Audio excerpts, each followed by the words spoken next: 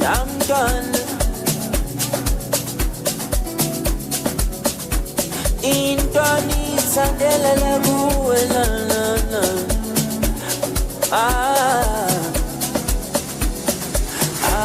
La mapiloto angenza loko angenza oko ringangawela pino no.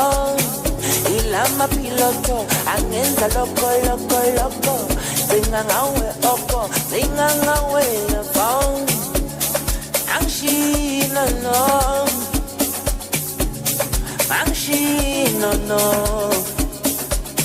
ayakupukela mauneko. Good morning. In the meantime, thank you for David. Good morning, everyone. Are we feeling fresh, revitalized? Are we ready for this morning? Are we ready to interact with them? Because we're giving away, and maybe I'll be giving away a phone in a second though. But for now, I just want to make sure that everybody's connected to the Wi-Fi. You don't have cell phones? Oh, is there anyone next to you that... Okay, maybe today you can win one. You just never know. But for those who are connecting and on social media, please, the hashtags for today is hashtag International Day of the Girl Child, hashtag Youth Lead, hashtag Agenda 2030. Follow us on our pages, UN South Africa, UNFPA SA, UNICEF _SA. All right. May you please repeat the hashtag? Which one? The pages, the hashtags. Yes. Okay, the first hashtag, because today is International Day of the Girl Child Day. Of the Girl Child. That's the first hashtag. The second hashtag is Youth Lead. The third hashtag is hashtag Agenda 2030. All right. Okay, we'll be starting shortly, but this day is for you, young girls. Okay, so I want you to enjoy.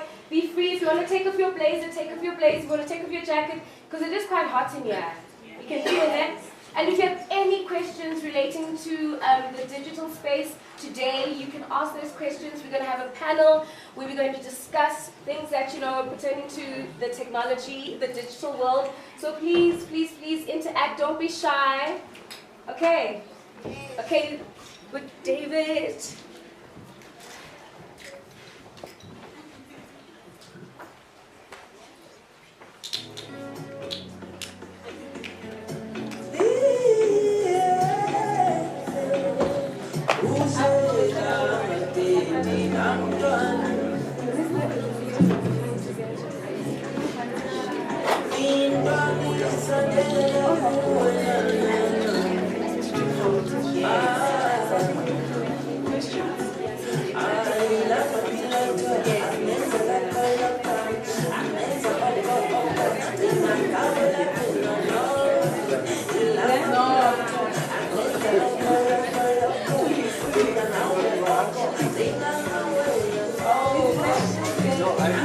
She will repeat them. You know why? Because now what has changed in this logo, then I have to go and practice. But you're different for those numbers.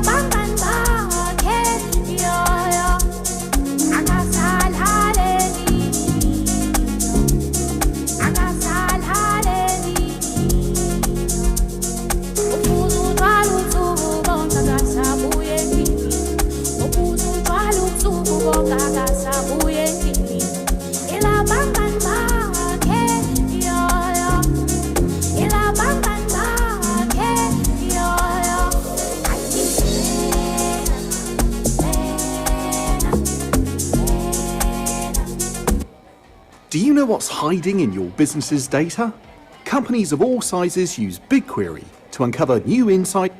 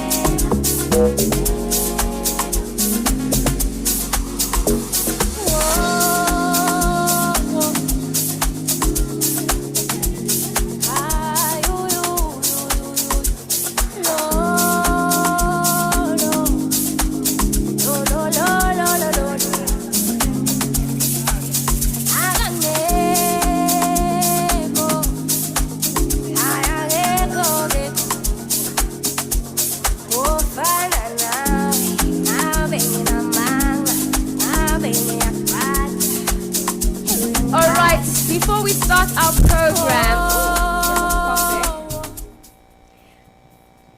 who can mention at least, okay, I'll say maybe one or two SDGs.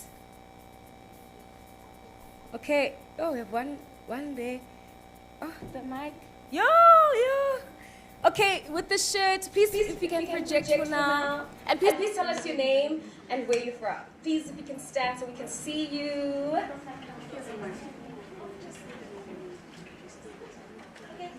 Hi everybody, my name is Malaika and I come from Nova Pioneer Midrand. One SDG that I've learned about is quality education.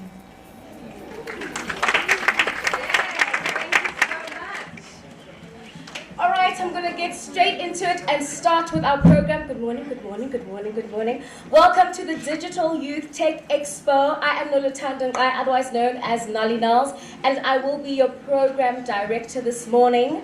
Today is International Day of the Girl Child.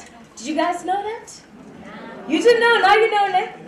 That is why I'm here to inform you. Now, the Digital Youth Tech Expo for International Day of the Girl Child is a very important initiative because it's all about inspiring and empowering future female leaders in technology. Whether it's providing them with access to skills, knowledge, or mentors, it's all about creating a future where all girls will harness the power of technology to help them achieve their dreams and, of course, drive positive change in the world. Now, the theme for this year, the theme for International Day of the Girl Child is Girls' Vision for the Future. It's all about listening and investing in proven solutions, accelerating progress towards a future in which every girl will fulfill their potential. Now, I don't want to waste any time because we've already eaten, we're ready for the day.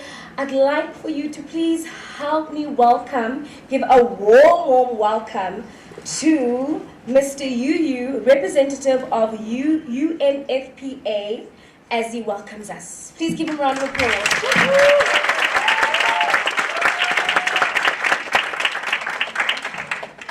Thank you very much, Program Director. A very good morning to you all. And let me just start, really do a bit of protocol and welcome you on behalf of the United Nations in South Africa, especially those agencies who are supporting this particular event. I have colleagues from UNESCO, colleagues from UNICEF, from the Resident Coordinating Office, and the United Nations Population Fund. So a very warm welcome. And also wanted to recognize really the Honorable MEC, really, for your gracing the occasion and providing your inspirational, messages to young people. That's the future of South Africa. And most importantly, each and every one of you, because that day is for you. So, there's a saying, educating a woman is educating a family. And further, there's a saying that educating a young girl is educating the future. And this year's theme, actually, for the International Day on Girl Child, is actually about the future, the vision for the future, because of Go, because of you. And it's very interesting, theme, because on one hand, the world is facing tremendous challenges, especially those challenges disproportionately affecting you, the young girls. For example, in low and middle income countries every year, there's 21 million pregnancies amongst age group of 15 to 19, globally 21 million. A lot of challenges affecting young girls. But on the other side, there's a lot of opportunities, technology being one of them. A few years back, the chief economists from the United Nations projected that there's 5 mega trends that shapes the world today and the future. One of them is technology. Me being a nerd myself at my age, no longer young, but I still remember those early days when we really studied computer, the first computer, ENIAC, that occupies the whole room. I remember my first computer I played with was a Macintosh. And my first private personal computer bought by my parents in the 90s was a 486 AMD with a 4G memory. And today, all the computing power are carrying in your pocket, right? And there are a lot of discussion these days in the technical world, and a lot of pioneers and thought leaders.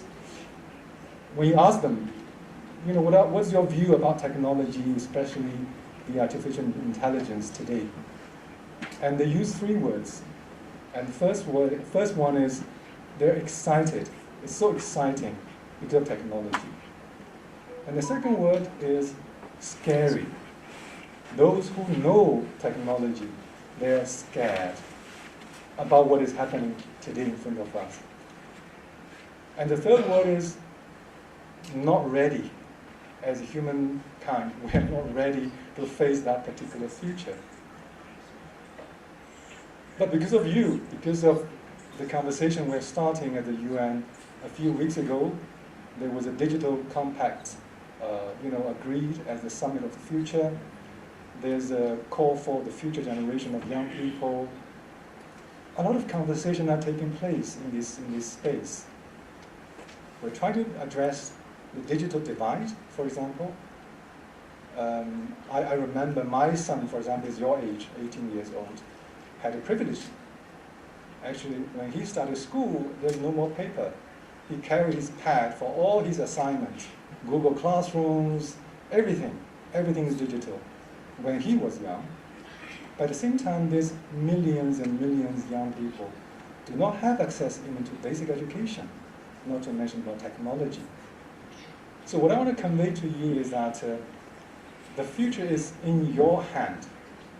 How scary it might be, how exciting it might be, how not ready it might be, it is you to make that excitement and translate into a readiness for all of us. Because you hold the key to the future of all of us. And technology at the end of the day is just a tool. It's the person who's using that tool to deliver a world we all aspire towards. Peace, prosperity. So let's all strive towards that, and I really appreciate having that opportunity for the United Nations to have this conversation with you, and appreciate all the partners, in particular the private sector, to play a critical role in that space. And I look forward to various engagement today, the skills to be learned, the new inspiration we might hear from our keynote speakers and many of the private sector partners.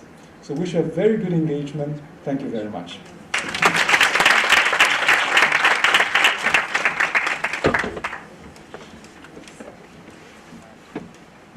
Thank you very much, Mr. Yuyu. All right, ladies and gentlemen, young girls too, please allow me to welcome Honorable MEC for E-Government Gauteng Department, Mr. Bongosi Dlamini. Please give a round of applause as he gives us the key address.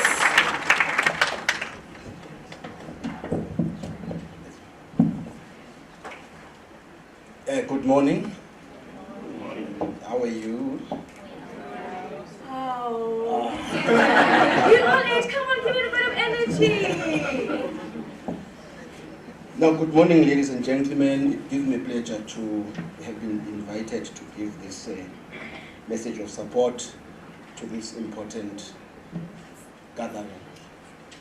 Greetings to the program director, esteemed dignitaries, value partners, and the vibrant young women gathered here today. The greatest Socrates of the past teaches us that, I quote, "The secret of change is to focus all of your energy not on fighting the old, but building the new." Close quote. It is on that premise that we wish to confront these ever-changing times that we must all acclimatize to as we continue to walk towards new opportunities that present themselves. As the Department of E-Government, we are privileged to stand along the United Nations Youth Theme Group and other partners in celebrating this International Day of the Girl Child. The Digital Youth Tech Expo aligns with our mission to bridge the digital divide, primarily as it affects young women in underrepresented communities.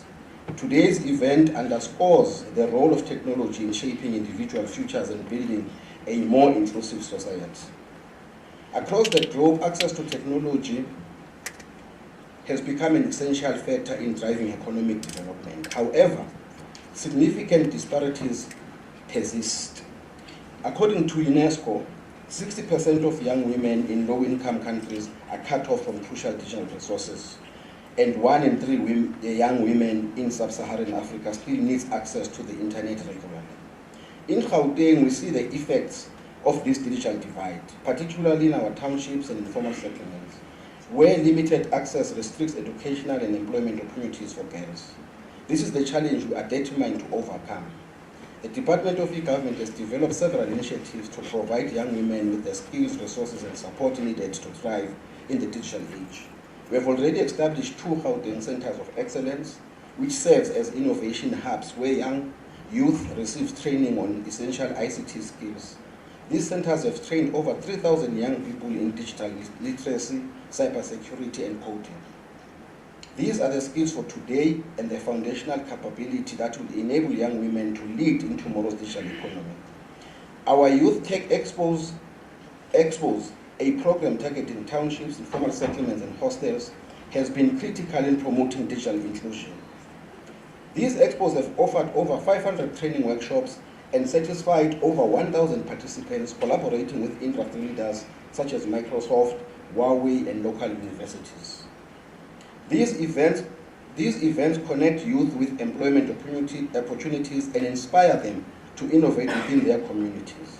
For instance, we have partnered with Altron to bring basic ICT training to marginalized areas such as Orient Hills and Mohale City. This has enabled over 200 young women from informal settlements to access technology training. Partnership between the public and private sectors are vital to scaling these initiatives. Thanks to our collaboration with corporations like FNB, ASOPOL, and POH, we offered over 200 bursaries and mentorship supporting young women in further education and career advancement. Our partners have generously contributed laptops, tablets, and access to digital platforms, allowing participants to continue their learning beyond the expos. These contributions have already led to the creation of over 100 small businesses run by young women, demonstrating the power of technology to foster entrepreneurship. Today's Digital Youth Tech Expo provides a platform to celebrate young female innovators and create a space where they can connect with role models, mentors, and industry leaders. This expo features an expressive lineup including app development, coding, digital design, and cybersecurity workshops. These are the hands-on sessions designed to equip you with the tools needed to build a career in technology. With industries increasingly seeking skilled digital professionals, the knowledge you gain here can open doors to exciting opportunities. I also want to highlight the importance of data-driven approaches to address girls' technological barriers. Recent studies by the International Communications Union show that girls with access to digital skills training are 5 times more likely to pursue careers in STEM fields. We must work together to expand these programs and ensure no young woman is left behind. To this end, we are exploring innovative ways to integrate data analysts into our policy frameworks, which will help us measure the impact of our digital programs and refine them for an even more significant impact. Let us all reaffirm our commitment to digital inclusion. As you, the young women here today, embark on your journeys in technology, remember that you are not just participants in the digital economy, you are pioneers of a future where technology is a tool for equality. Empowerment and growth. We look forward to supporting you in every step of this journey, creating a society where each girl has the skills and confidence to lead in the digital age. Thank you to the United Nations Youth Team Group and our partners for organizing this transformative event. Let us continue to work together to break down barriers, inspire future leaders, and ensure that all young women in Gauteng have access to the resources and opportunities they deserve.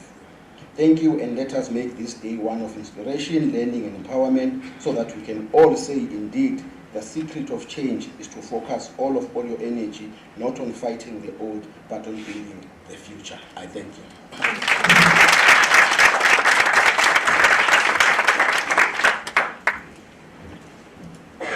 Thank you very much, MEC.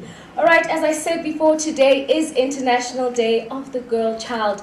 It's all about the girl's vision for her future. We want to talk about your future. We want to see female leaders taking over in the digital space. So we're giving you the day to you, the platform to ask any questions. Please, don't be shy.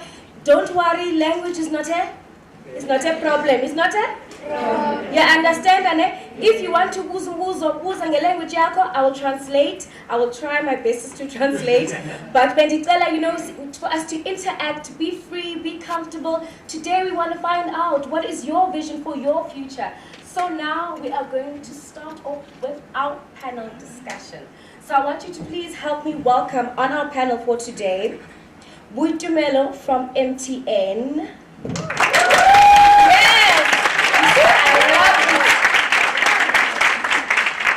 Moibi from Let's Talk Digital. Woo! Yes! We've got Hannah from UNICEF. Woo! Love it! I'm loving it. All right, I'm going to hand over to our panelists to tell us what they do, which company they're, the company they represent, and also tell us a bit more about the company and their role. Over to you, Boitumelo. I'll start with you. Good morning, ladies and gentlemen, esteemed guests. I'm Boitumelo Magano. I work for Shinosis, which is an API marketplace in the MTN group. And today I'm standing here on behalf of our MTN Foundation. At the MTN Foundation, we are deeply committed to creating meaningful and sustainable change. We focus on empowering youth, particularly young women, to thrive in a future shaped by innovative technology and digital skills. For us at MTN, societal progress isn't just a corporate strategy. It is at the core of who we are. We believe equipping young people with relevant digital skills, we can enable them to partake in the economy and also drive digital economy. Thank you.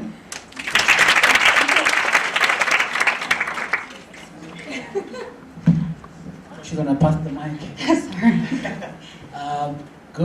Good morning, ladies and gentlemen. Greetings to the Honorable MEC. And I think your opening statement said a lot already.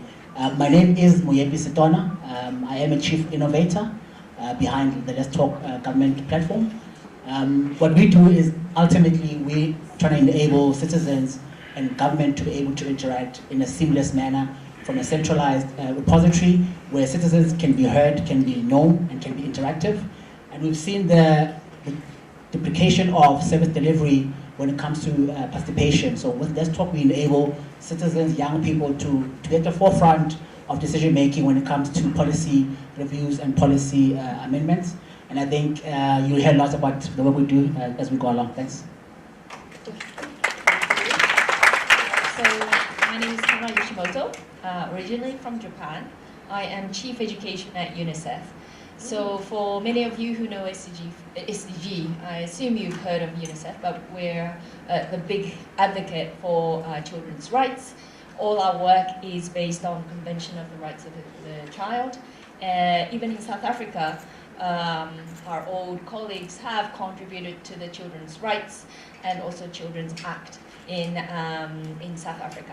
So within that whole portfolio, my supervisory role is in the area of education. Thank you for raising SDG 4 at the beginning.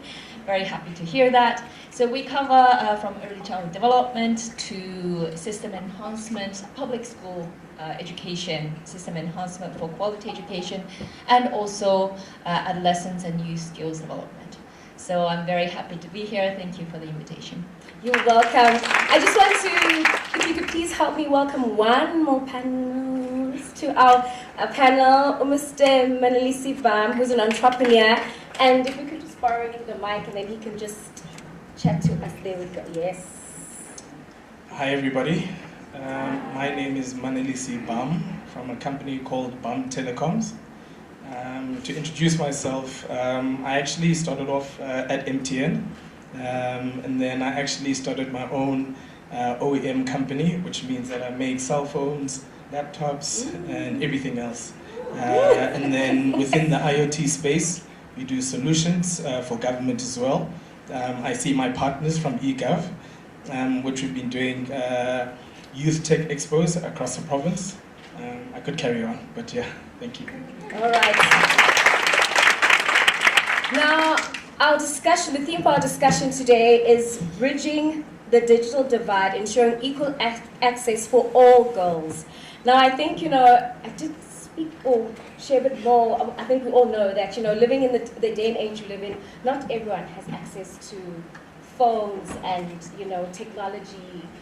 I want to pose a question to you as the panel. How do you, or what strategies can we use that can be effective to close that gap for those who have phones and for those who don't have access to technology and education specifically? Anyone can go? Ladies first. Thank you. At the MTN Foundation, as stated earlier on, we are deeply committed to creating meaningful and sustainable change. So by doing that, we focus on empowering youth, particularly young women, with the key skills that they need to thrive in a future shaped by innovative technology. So we've had key programs. The one that is really notable is the Connecting Every Child campaign, where we donate over 30,000 devices across the country in underprivileged schools. Another one is we've built over 400 multimedia centers in schools and community centers across the country. So for us at MTN, societal progress isn't just a corporate responsibility, it really is the core of who we are. We believe equipping young people with relevant digital skills, we can enable them to actively shape and participate in the economy and the future. So from the skills deficit, what we've seen is there's a lack of training in terms of cell phones, laptops repair. The market is entirely controlled by the Pakistani, Bangladeshi, Ethiopian, Somalis. So what we've been doing is we're training a lot of young women across KZN, Eastern Cape and Western Cape. With the Gauteng, we haven't gone into Gauteng yet, based on the amount of money we should be getting. So with partnerships like with eGov, hopefully that will change. What then happens is we give them certification of what we call INCAF Level 4. What that gives you is gives you an ability to be able to not only repair, but you also become an entrepreneur. You set up your own kiosk and you'll be able to sell airtime and data from the MNOs. But then that allows you to be able to drive that commercialization, become an SMME in the market. Then the skills is not only just to be a repairer, but it's also to drive the fundamental making of money, because you just don't want to be in an environment and not make the money, essentially.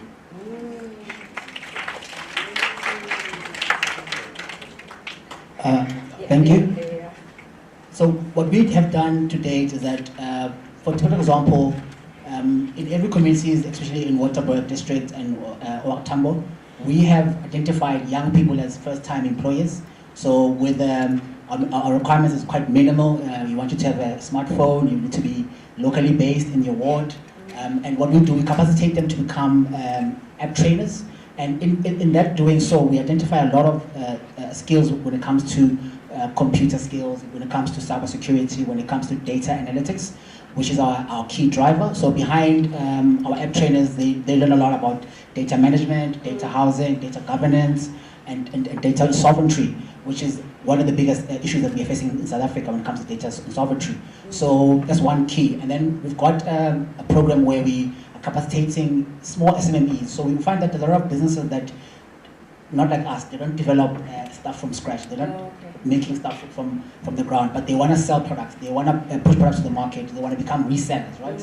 So what we have done is that we've built a program for the SMMEs who want to resell our solution to the market, because I mean we've got 280-something municipalities in South Africa, and our goal is not to cover them all individually, but to use the vehicle of SMMEs that are in the townships to capacitate them to be able to resell and support and manage the platform on our behalf.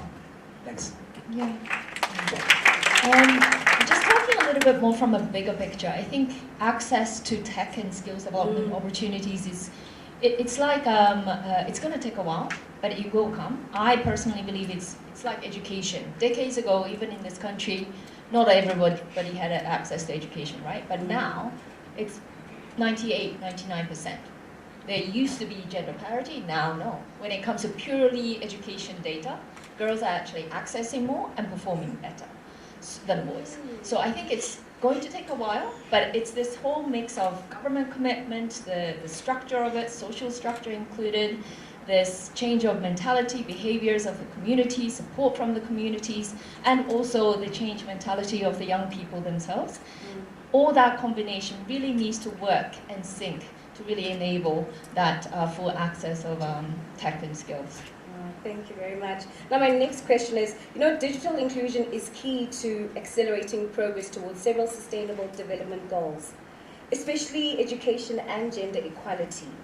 How do you see technology playing a role in achieving SDGs, and what more can be done to align digital inclusion efforts with the broader SDG agenda?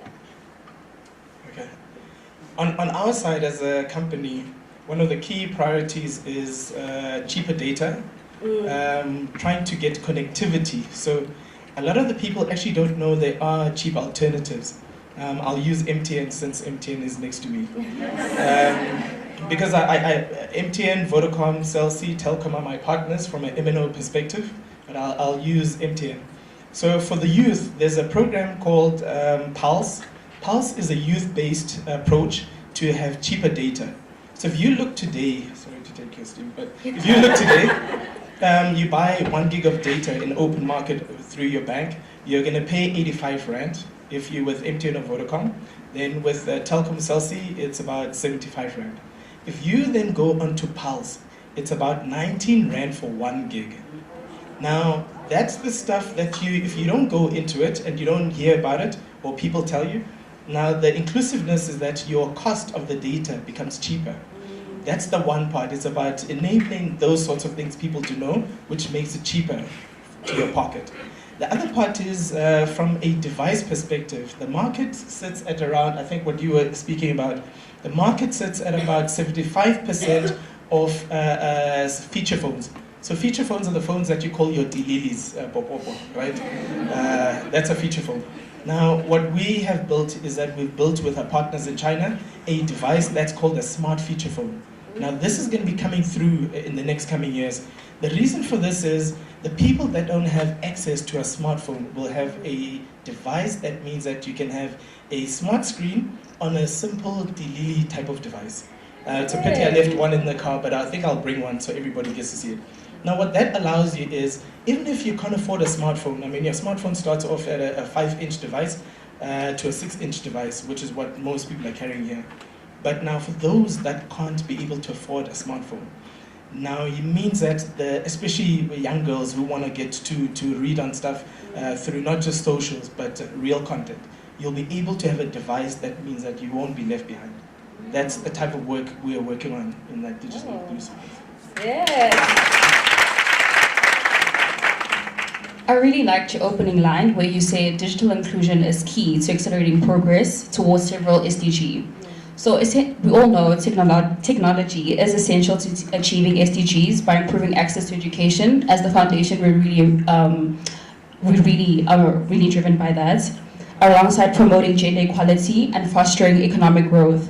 To align with digital inclusion with the SDG agenda, investments in affordable internet access, digital literacy programs for marginalized communities, and policies support gender equality in tech are really crucial for us, along with partnerships with governments and NGOs, like the MEC earlier on said. Partnerships are really crucial to bridging that digital divide across our country. That is something that we really do hone as well. We've partnered up with the MSc as well for our community program. We've partnered up with the Department of Technology and Digital Communities to ensure that women do benefit from the digital economy, but as well we do bridge the digital divide, because we do know the lack of access in rural areas and how women and young girls are really underrepresented. That is why it's crucial for us not to just collaborate on our own, but to partner up with other stakeholders to ensure that we do bridge that divide, but at the same time we're empowering the girls with the key tools and the skills that they need to thrive in the economy, but also to keep up as we are progressing towards an AI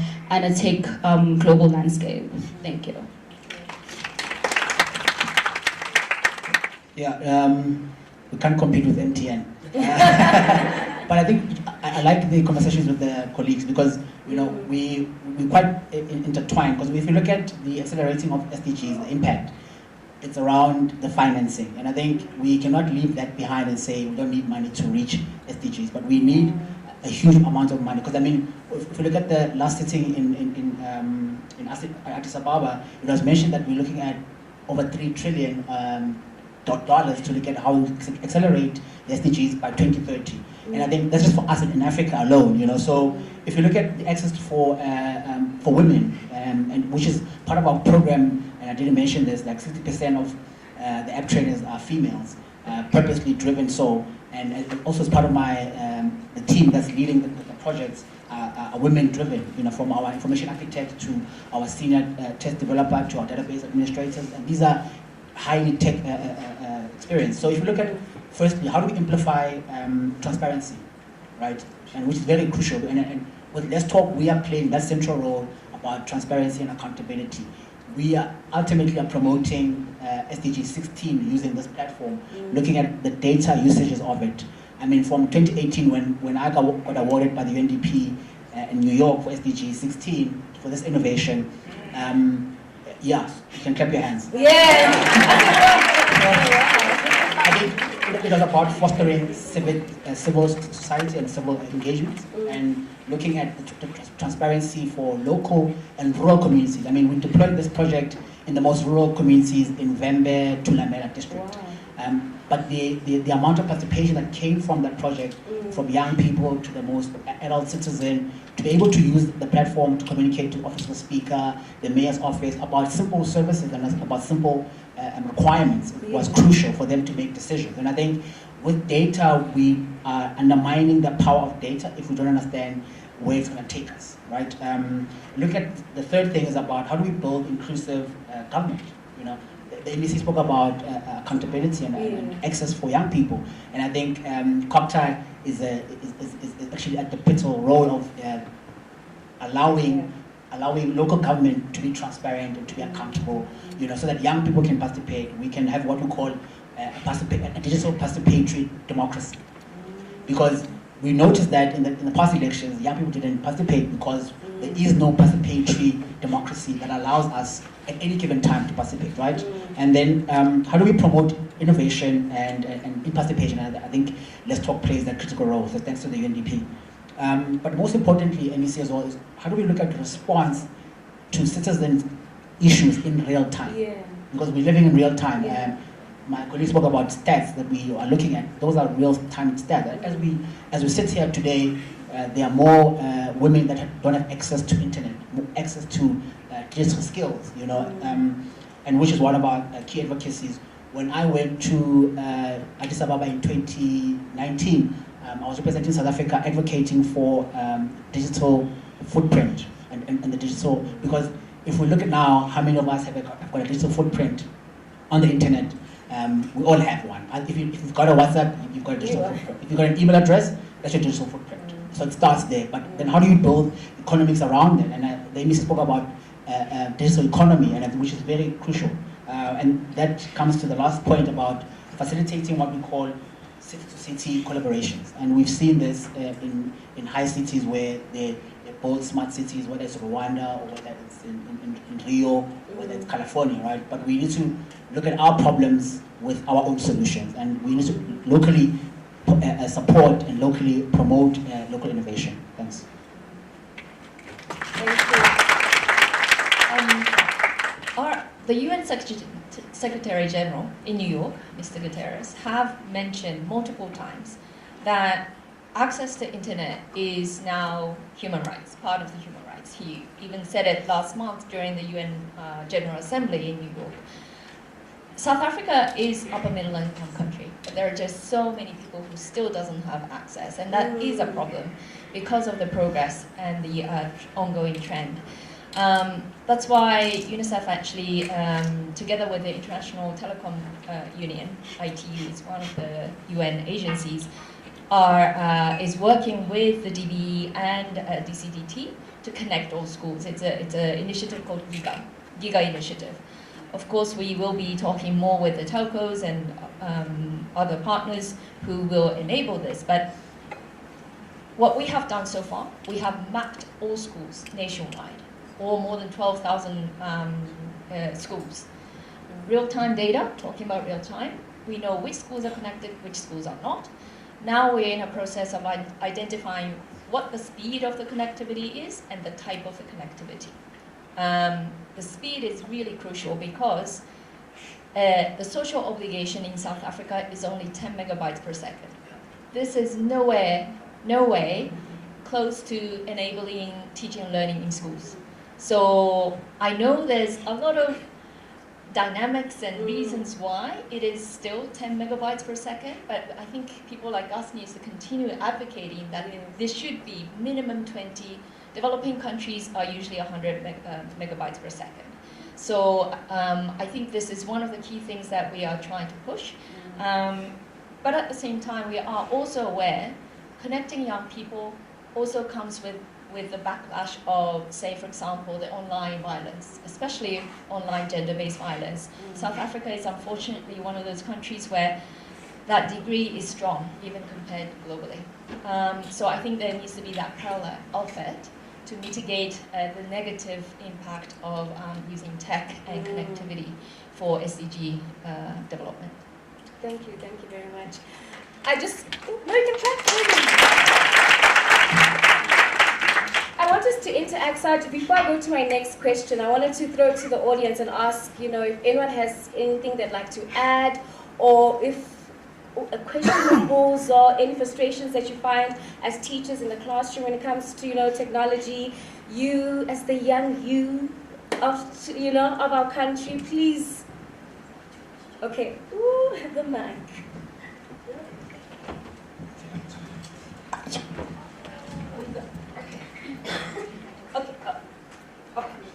David, you're going to work today.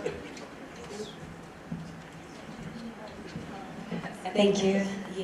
Good morning, esteemed guests, observing our protocol. I think I just have a comment to add. My name is Malebo. I'm from Mulata Consultancy. I'm a founder, which is a research and development firm, excuse me, that basically sells ideas that are able to curate systems for multilateral organizations and foundations. So I think with the provision of insights to our different partners and clients, we realize that yes, we are trying to advocate for entrepreneurship as an alternative approach to solve for the bigger issue of unemployment. However, there is a digital skills divide and mismatch. And with the rise of artificial intelligence, for example, it has shown us that there is no human dependency or no big human dependency on technical hardcore skills. And what we've observed is that now there's going to be a demand where we need to teach young people, especially girls, how to create. Because it is one thing to have technical skills that can be easily replaced by AI, but also now having the soft skills that are able to give young girls the opportunity to provide insights in terms of human dynamics that aren't easily captured by artificial intelligence, for example. So I think my add-on was to say, in as much as the digital divide is increasing and we're trying to minimize it, and the rise in demand for AI is asking for more technical skills, we also have, the responsibility to ensure that the soft skills that are able to translate human dynamics that we live with are able to be integrated within AI as well. So, yeah, thank you. Thank you. We have at the back too. I love it. Yes, the mic is coming. 3, love it. Absolutely loving it.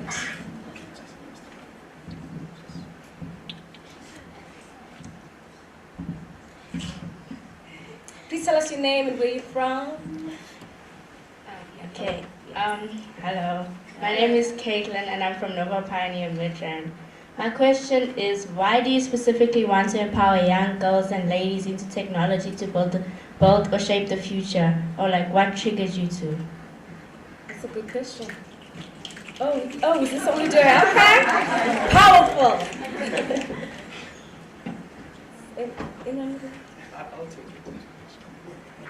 So I'll tell a real story. So one of the first people I employed, I was at a session in Durban called GovTech. So GovTech is a summit for government and private sector entities that provide technology to government. And I met this one young girl called Wandile. Now Wandile comes from a rural environment in KZN.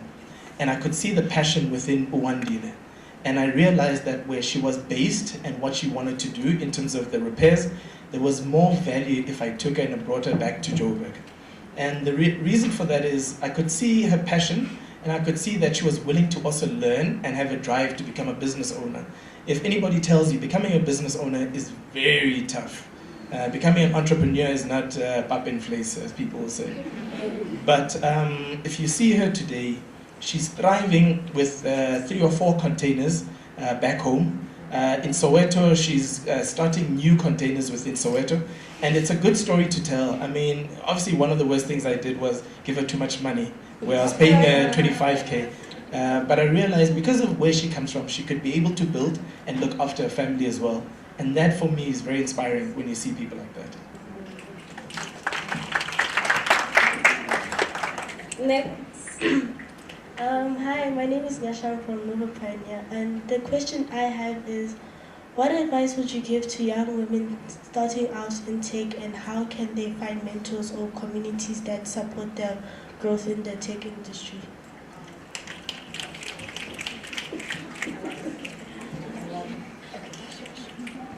Great question actually. When I started this journey, I come from the Free State, by the way. Where there's nothing but just dry land. From the Free State, in the Eastern Free State. When I was conceptualizing this solution, and I realized when I was doing my research that there is no facility for me to go and do peer learning, there's no facility for me to do mentorships, there's no facilities for me to even try and get skills that are required for me to actually execute this solution. And then I realized that I looked around and all I could see was the Drakensberg Mountains. But then I thought about, in Gauteng obviously there are these facilities, and thank you to the Department of Gauteng and the Community Development with the Innovation Hub. We were one of the first incubators in the Innovation Hub when I started 2016. So Innovation Hub is the first milestone, so you guys are very lucky because we have left room for you guys with a well-established programs and internships for young people who want to start up. So Innovation Hub would be your first door to start off, because in there you come with your idea, they help you refine your idea, they help you put a market together, put a team together, and also, most importantly, offer you resources. And I think we are lacking resources, whether from financial resources, human capacity resources, even skills resources, is very scarce. So you'd want to tie yourself with that, whether it's the Innovation Hub in Pretoria or the Tsimologong in Braamfontein, and I can see some of the colleagues from here as well. So these are the places that have got all the potential and all the access for you to thrive, even if you don't have even have a one rand in your pocket, but they're able to give you all these required skills and resources that you need. When I started in 2016, it took me 8 months to get 50,000 rand from the Innovation Hub. My private story, by the way, to a point where it took me 3 months to raise 3 million. So it's not about the time you're going to spend, but it's about the persistence and also most importantly, being determined. And I think my brother spoke about entrepreneurship is not a child's play. We work 24 hours, literally. I only sleep 3 to 4 hours a day because forever working and forever thinking about solutions and thinking about how do we impact other people. Today I've got a team of plus minus 12 people that are working for the business, predominantly females, like I mentioned. So I think it's quite a huge drive to start there. Thanks. Thank you. If I may, so just going back to some of the comments that we heard earlier, I think we can never separate digital skills with soft skills. I think even the tech leaders in this country are saying the same thing. Why? Especially because the hard skills, whether it's related to AI-based content or virtual reality, the quantum computing, etc., these are going to change. We just don't know about it. So no matter what you learn now on the hard skills, it may or may not be relevant in 10, 20 years. And that's why this whole thing about the soft skills, you can call it soft skills, transferable skills, 21st century skills, I think the term is used interchangeably, but that's why these competencies are so crucial. And actually UNICEF has supported the DBE come up with a core competency framework last year. It was approved by the Council of Ministers, so Minister of Basic Education and Higher Education. And it's so crucial because we talk about transferable skills, soft skills. If you read reports coming out from the labor market, they all say what's lacking among young people.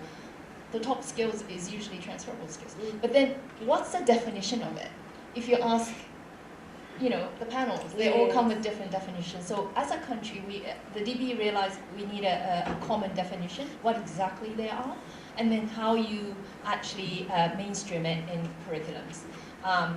Without learners really knowing, because it's also how you actually implement on the ground. So I think it's great that you raised that.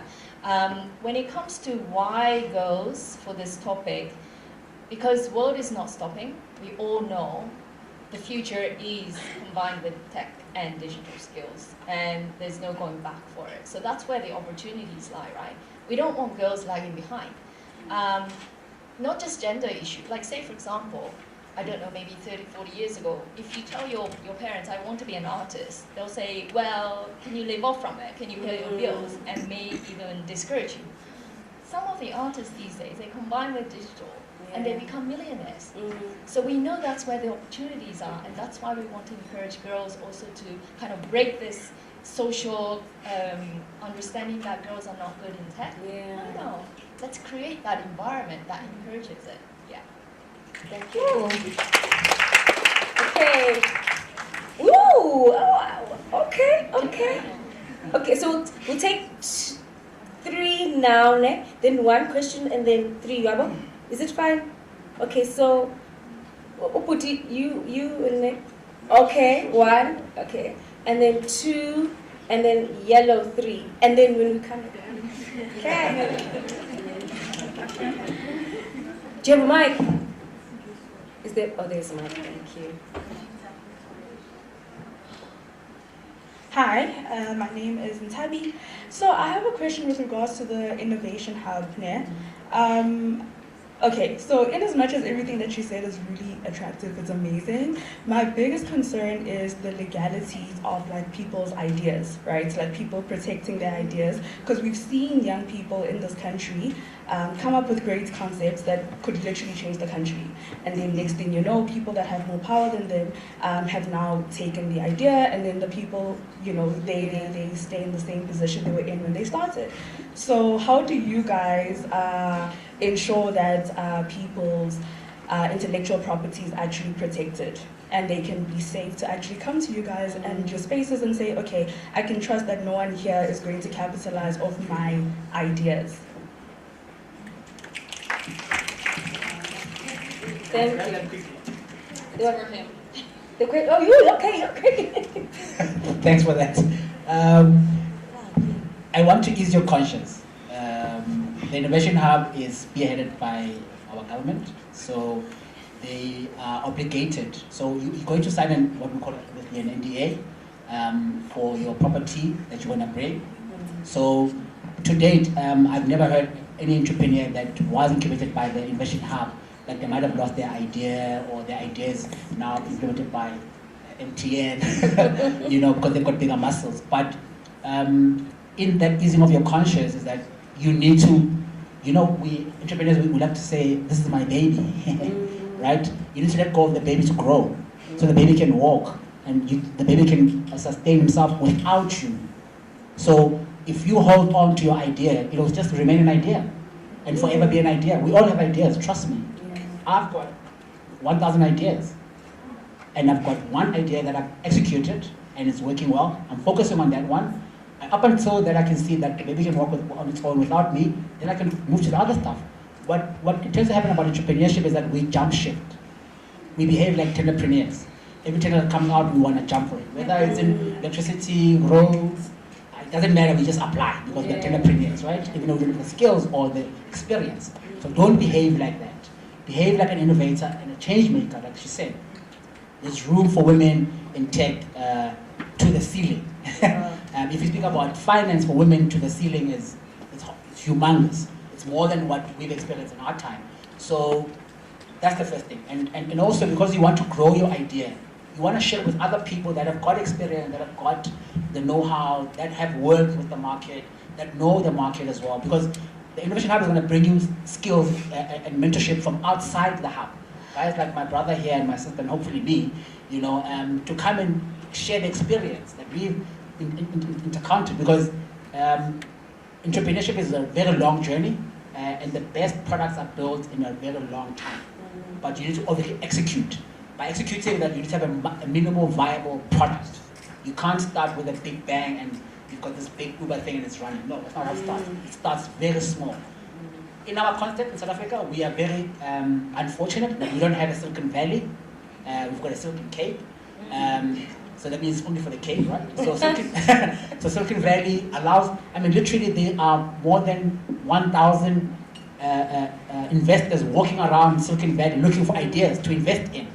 And for you to fail, you know, so they invest in products that will fail. Yeah. So you can learn from the lessons, right? And tweak it from there. So, I mean, with us it's a different context. So you better trust the Innovation Hub. Thank you. Can I just, you want to add? Yeah, just to the previous girl.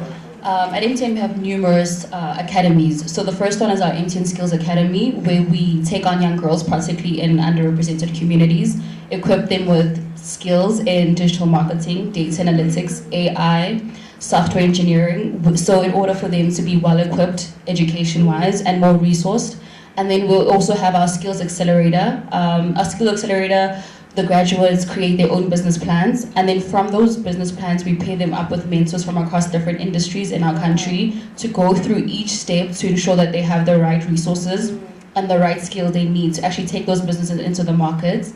And then thirdly, we have our Women in Tech program, which is launched by our technology group, where female graduates as well themselves are equipped with technological mentorship and guidance in order for them to thrive in their roles, especially as early career young ladies. It's very important for you to have that knowledge and have that equipment to thrive, but also to pay it back forward. That's why we really believe in mentorship as well at our organization. Our question commentary from, and then, you can go. You can start since you have it first, and then. Sorry. So hi. My name is Precious Matala from Deep Food Combined School. So my question is that what progress has been made in reducing child mortality rate globally? Can I repeat the question? I'm asking that what progress has been made in reducing child mortality rate globally? I must say, I wish my chief of health is here, because the actual figure is not in my head, unfortunately, but I do know that it is going down. The only thing is the nutrition is still very bad. I think when we're still suffering from poverty, the health part, it's easy to just get potato chips, then go well. So we try to, when it comes to mortality, because of the progress in the medical area, I know that it is going down. Thank you. Hi, my name is Krishi Tam from Nova Pioneer Midrand, and my question is, for the young girls who want to pursue tech as their career when they grow up, is there any specific route for them? Because there's a lot of variety in this industry. I'm loving it. Much of a thought. Look, with technology, like you said, there's a huge variety, right? And I think you should not approach it in that fashion. I'd rather approach it in the fashion that, what are you trying to solve as a problem? And then which technology are you able to use to solve that problem? Because trust me, technology will solve a lot of the problems, but it will be a solution towards mitigating the problem, right? So always think about what is the problem that you want to solve versus the technology that you want to intervene in. Like when I was sitting in the mountains of Free State, I didn't think about an app that does communication. I was thinking about problems that I was trying to solve. But then the problem then identified a solution. So I mean, there's a lot of things. I mean, now the biggest thing is IoT. My brother spoke about IoT, so Internet of Things. If we look at IoT alone, we're looking at plus minus, 40 to 50 million devices that will be connected by the year 2030. These devices are not existing as we speak. So who's going to make those devices? Is it going to be China? Or is it going to be us? Or is it going to be individuals? So we need to think about that as well. And then you're thinking about AI, right? AI does not understand Afrikaans, by the way, guys. So if you try your homework, last night I was trying AI with my son's homework, and it took me to some Dutch translation, so it's confused. So what I'm saying to you is that, remember, AI is not a person, it's a machine that was taught and trained to answer questions by a human being, not by a machine. So meaning by us. Meaning that we can train the AI that we want, so we can build our own AI in our own respective languages. And I think this goes back to inclusiveness of technology. Guys, we are left behind in the 4IR, and I mean that by purposely left behind. In what sense do I mean by that? There is no machine that can speak Sezulu or Sesotho or Setswana. It is, actually. Okay, nice. You see, I didn't even know that. So they're hiding the secrets by themselves. I'll share it right now. Yes, I'm quite familiar with that one. But what I'm trying to get to is that once we understand that we are able to code and write binary coding with our respective languages, then we can start taking ownership of technology. Because right now, if we are, and I think this goes back to the comment that one of the the ministers made about language, why a lot of our kids are failing English is because it's not a medium-term language that they speak at home, right? It's easier for someone who speaks that language at home constantly to easily pass. But if they could teach subjects like technology in Sesotho, we would have more people passing, right? Because the language is something that you're used to. So how do we then, same goes to that computer, how do we then train AI to learn Sesotho, to learn Sezulu, so that when you ask it questions that where is Indluga Gababa, it should know exactly what I'm talking about. You know, so there's a variety that you can actually look at that perspective. Yeah, sure. I like what he said about identifying the gap in the market instead of rushing to actually study that. So I'd like to share a story. So there's a guy called Tapelo. He's the founder and CEO of Digital AI. So growing up, Tapelo's grandmother spoke Setswana, and so she was from the villages. And so when the airtime came, she couldn't read what the airtime was saying, so Tapelo had to translate it for him. And that's when he realized the gap in the language divide. And then he therefore went on with his background in STEM and engineering, create a chatbot, Digital AI, which bridges the language divide.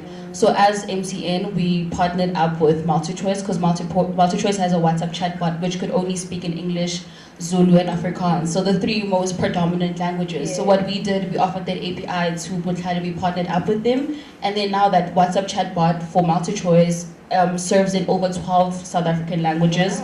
Not just that, but also it has been used by 1.2 million subscribers in the country. So like you said, just identifying the gap, seeing how you can leverage, but also partner up with big organizations such as ourselves, which we do give the platform and the resources to equip those tech startups to thrive in the digital economy. So yeah. Somebody asked about what kind of jobs and all that. Yes. Just wanted to share one. I think we're going through this phase where we're still doing as we learn. Your generation probably is still one of those who's actually paving the way for the even younger generation to come. We at UNICEF, we don't differentiate, we don't necessarily have a girls or gender specific targeted program except for STEM. We do target young girls in poor rural areas, and every year we generate a little over 10 drone pilots, for example. It's great. They never thought of becoming drone pilots living in a poor rural area. All her brothers made fun of her and all that. They're doing great. I saw one video.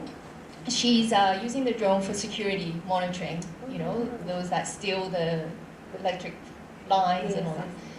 But then what we have been realizing is that working in security is not always safe, because of the gender issue. For them to go somewhere or to physically be around areas where there are security issues, the companies are not necessarily not wanting to hire girls, but because of that concern, there's a bit of reluctance.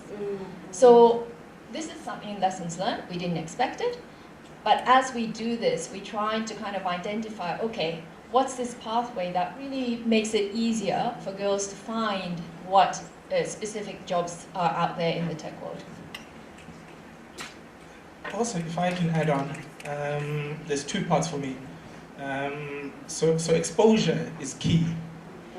If you don't get to see things or be influenced by things, you won't actually be able to know what it's about.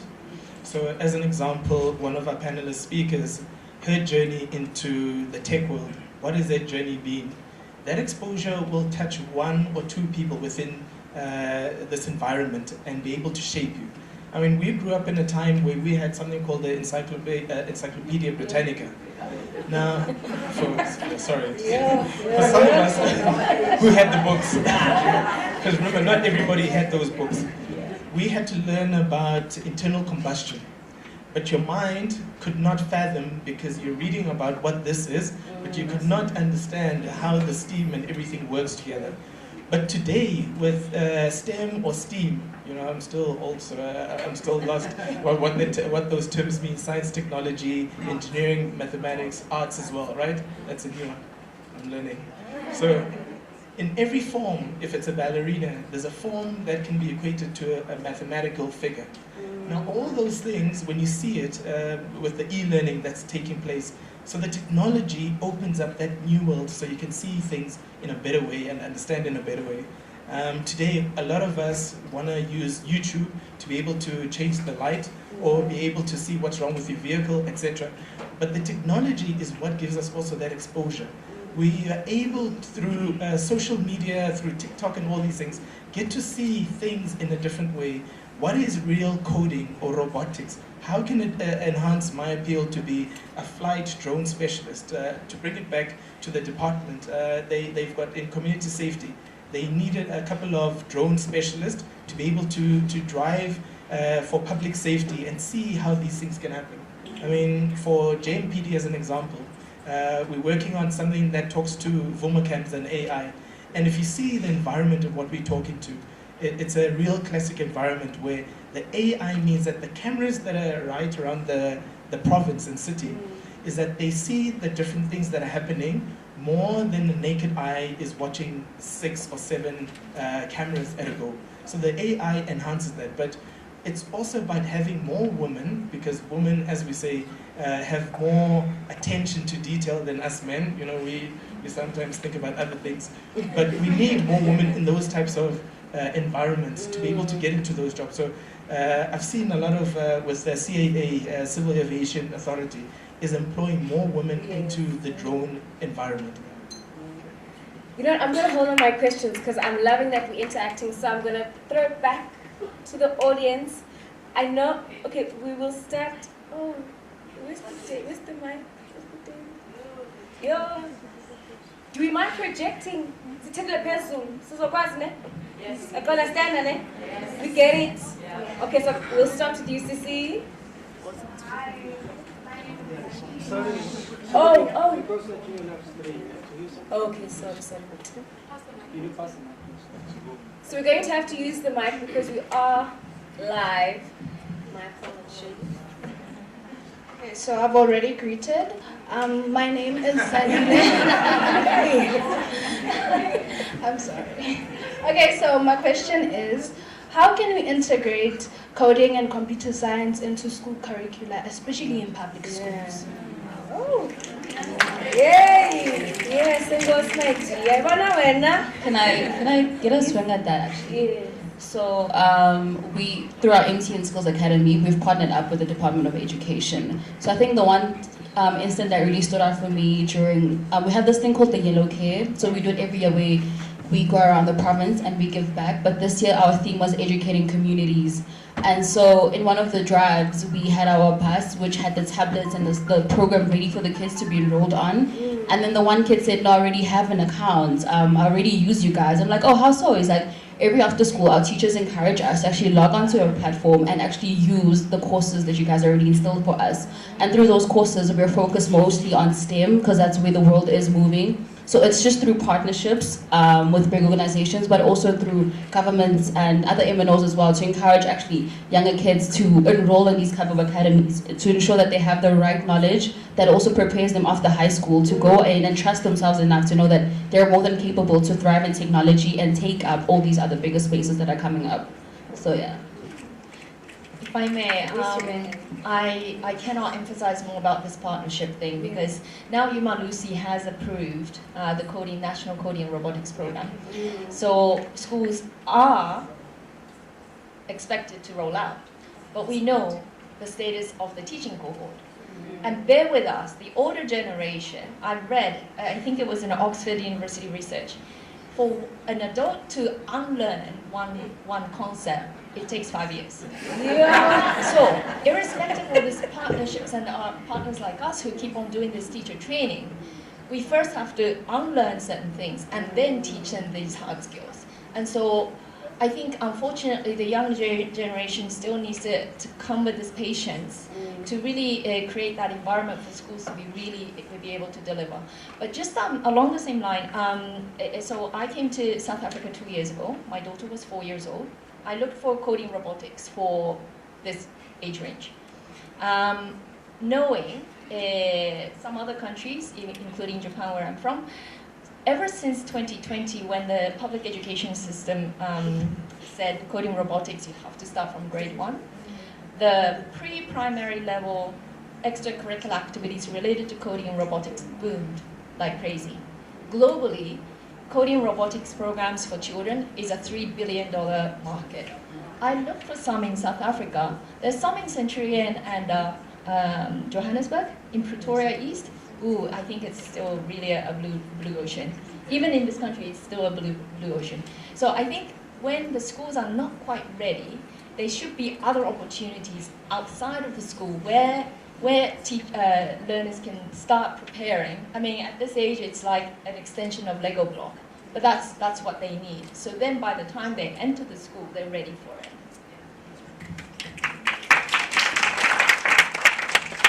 Okay, I can only take 2 for now.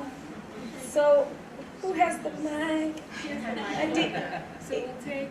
So we're gonna have another round of questions. Yeah. So we're taking one at the top, and then then we go to the middle of it, and then we go ever. Like share fairness. Hi. Hi. My name is Sipo, and I'm from Nova Pioneer Midrand. So my question is, do you think that the economic proposition is still going to take place once you've reached your goal in empowering women and providing them with cell phones regarding cultural beliefs and gender inequality? Because women have been obligated from working, and whatever belonged to them belonged to men. Wow, hey, we have leaders, hey? Asking real questions, not how are you? Or what do you do? You want to take that? Yeah.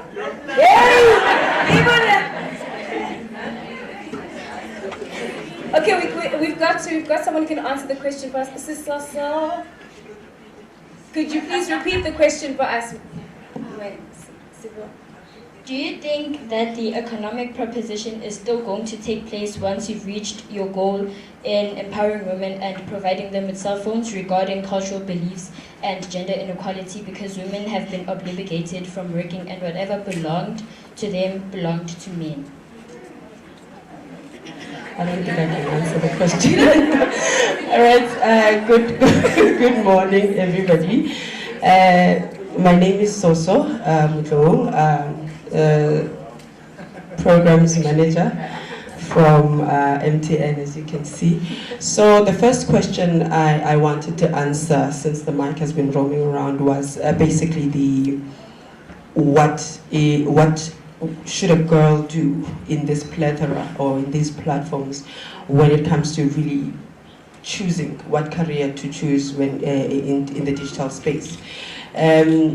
If you just Google careers, and if you just go into any kind of a platform and just try to find what you want to do, it is kind of difficult. It is very difficult for you to choose. But we've got platforms. There's certain platforms that you can actually, I think Dumi has been talking about for quite a lot, the Skills Academy platform. So what the Skills Academy platform usually would do for you, it will actually ask you to choose what you are passionate about. So after you've chosen, let's say you like hairdressing, you like makeup, you like maybe media, videography, and all of those things. And then after it does that, it actually works out an algorithm at the back end. And then after it actually works out this algorithm, it will give you a number of careers that will possibly get you into the digital space and any other spaces, and then ranks them from 100% all the way to the lowest percentage for you to choose. Once you click on it, it will show you exactly what is expected of you under that career and what would you be learning, and also which universities in South Africa offer that particular courseware. And if there's any bursary opportunities within that space, it will actually narrow it down for you. That is the actual power of technology. And if I understand the question that is so complicated from the lady, the young lady, please correct me if I'm wrong. I would like to really simplify and say, if you are saying, is this ever going to stop? And are we ever going to stop talking about, the digital spaces, taking up space as young ladies and older ladies like myself, after we have actually seen that some of these challenges have been alleviated? Is that the question? It's part of the question, somewhat. So you can ask the second half of it. For instance, if I have to make an example about myself, I left university in the early 2000s. So around 2007, I think some of you were not born yet, or some of you were still so I started my career in the tech space. So when I graduated, I was the only lady out of 25 learners in that university that actually did IT. So at the time, my one goal was to actually not be an engineer, but rather grow and mentor more female engineering learners in the space, because most of us were scared. We're really scared of touching these things and also writing international certifications, because if you are asked to do a Cisco exam, a CompTIA exam, a lot of male counterparts would say those exams are very tough. But with me, attitude was one of the things that got me there. If it's tough for you as a man, let me see if I cannot out-tough you. So that was attitude on my side. So our attitude as young ladies and our attitude as females in the space will really determine what trails we will blaze. Right? So as passionate as I was about networking at the time, IT evolves and the digital space evolves. So I was a networker back in 1997. But come 2003, come 2007, the space started changing. We started actually having to learn more and do more. And the certifications that you do in the IT space, unfortunately, only last 3 years. After 3 years, you have to recertify. So that's another fear that we have, that what if I stop learning? What if I stop being interested in this?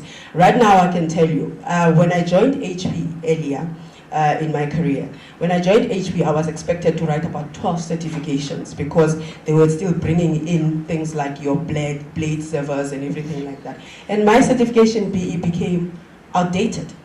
And eventually, last year, I was expected to start doing coding that I ran away from when I was at school.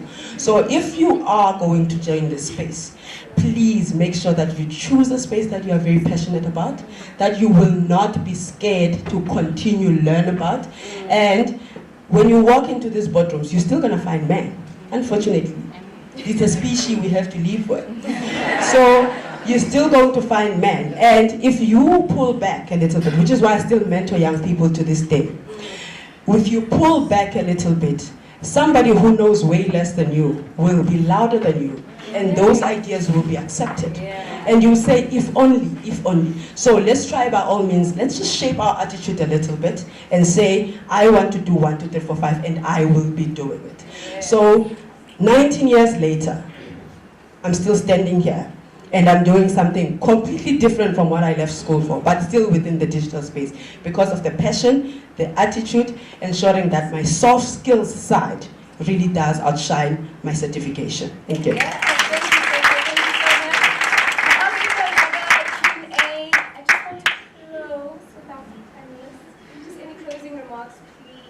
And then once we're done with that, I'm going to invite MEC and Mr. Yu on stage to take a picture, and then we'll continue. Don't worry, I got you.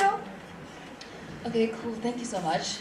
So firstly, we are proud of our involvement in the Digital Youth Expo, and we believe through meaningful partnerships, we can overcome the challenges facing young people, particularly women, in education. Together, we're making great strides toward a more equitable, inclusive, and digital future. As MTN, we remain committed to empowering women and youth, fostering innovation, and creating opportunities that will shape the next 30 years and beyond, because this year is our 30th anniversary. And finally, I want to say thank you to everyone who played a key role in making this event a success. Your dedication to advancing young women, equipping them with the digital skills needed for the future, speaks volumes about what we can achieve when we unite with a unique and common purpose. To the leadership and partners of the Expo, thank you for allowing MTN South Africa and our foundation to be part of this incredible journey. And just to close it off, as you guys can see, I do have a tablet in my hand that I do want to give away. So what we're going to do? So what we're going to do is, I've been speaking about a specific education platform that we have. And if anybody can tell me what that is, they can... I've been mentioning this one thing that I'm really passionate about. Wait. Okay. If you can tell me the name of our platform. MTN Skills Academy. Of course, and she's a girl, she got it.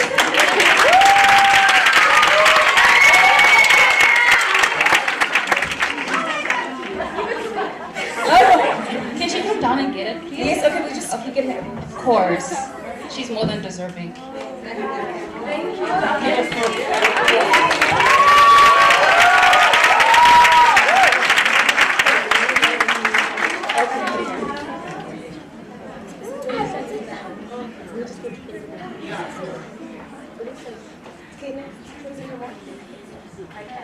I thought that was like, nobody can top that with a... Oh, is it? Oh, what did you come with, Hannah? No, I just felt like partners here, we saw your colleague at MTN, great role model, right?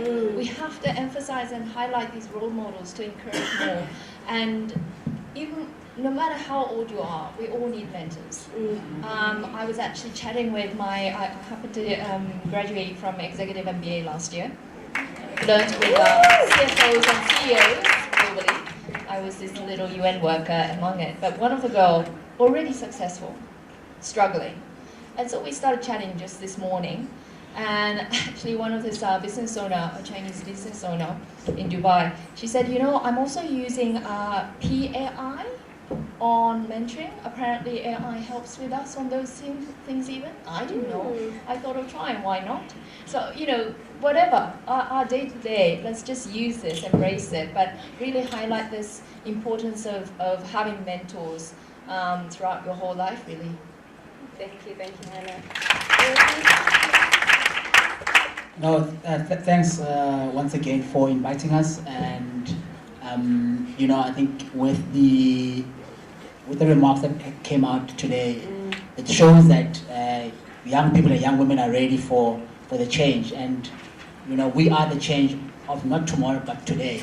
And I'd like to part with, can't compete with MTN's competition, but I would like to challenge you when you find time on your small devices, that you go through the citizen.justletstalk.com, and we start to enable young people to participate in participating democracy. And I think my open call to you young people is that the platforms are there, the government is willing and to engage and put you forward. And I think without saying much about that, the Secretary General, which is my role model as well and my mentor, he said that, I'll quote him quite correctly before I misquote him. Give me 1 second. He mentioned that his message to young people around the world is that we should not accept what we have today as inevitable. That we are the change that we want to see in the world, and we need to unite. We need to mobilize. We need to fight for a better future for us all. Unfortunately, we don't have spears and stones, but we've got smartphones and internet and connectivity, so we can fight for the revolutionary. Thank you.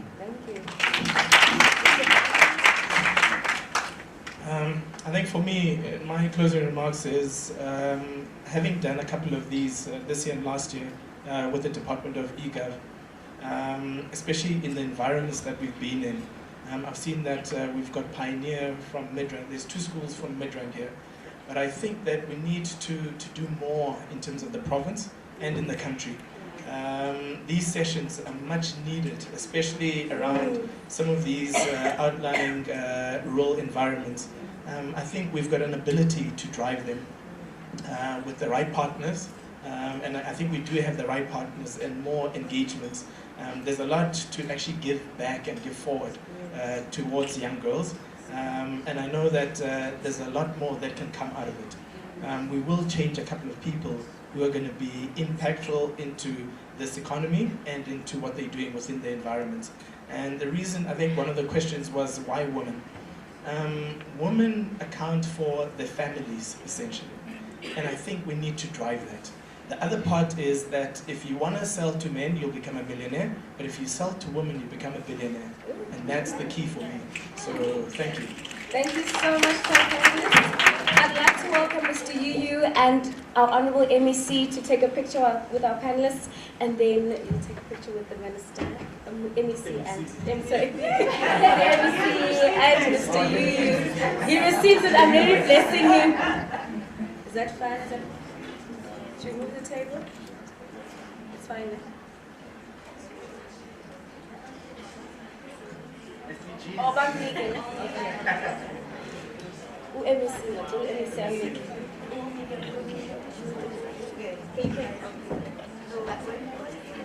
and a picture.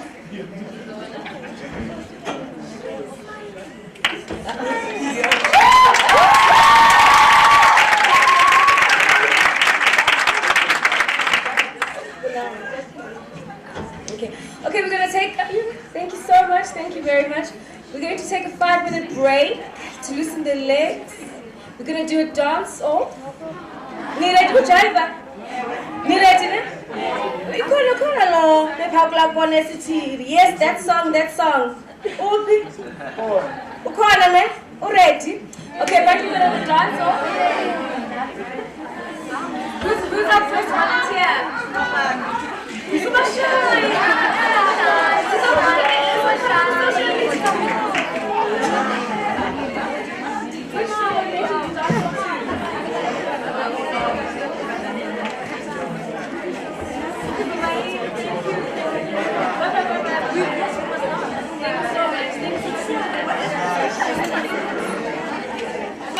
Who wants to dance? Which one? Which one do you want?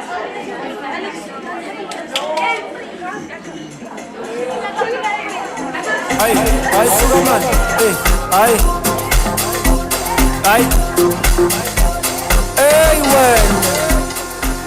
ay, Sugarman, my second, man, my second. If you need to go to the bathroom, now's the time to go to the bathroom. My second, my second, my second, it was allowed when I can. It's a phone, it's a banky. It's in the Mahaya Maninga. My second, it was allowed when I can. It's a phone, it's a bank. It's in the Mahaya Maninga. Ufunukwenza nomthengo. Lomthengo, ekibela pes completo. Ibizo malume no felo. Ibizo malume no felo. Ay, vumi sebathi yebo. Ay, ufuna ukwenza nomthengo. Ukibela pes completo. Ibizo malume no felo. Ay, vumi sebathi yebo. Ufuna ukwenza nomthengo. Ukibela pes completo. Ibizo malume no felo. Ay, vumi sebathi yebo. Ay, lapho. Negispam sontobo. Gijimisiwe ngompimbo. Khadi nebamba. Lapho unegispam sontobo. Gijimisiwe ngompimbo. Khadi nebamba. My second, it was allowed when I can. Izukubona samabhenki. Thina mahaya maninga. My second, it was allowed when I can. Izukubona samabhenki. And it's in the Makaya maninga. Hey, you wanna ma? Ah, sugar.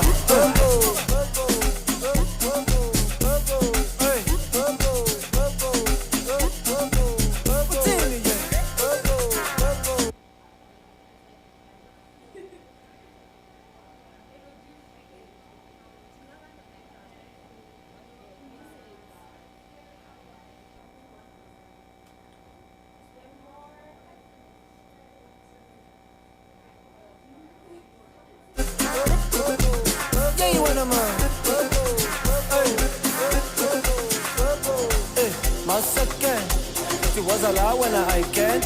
Izukubona samabhenki. Thina mahaya maninga.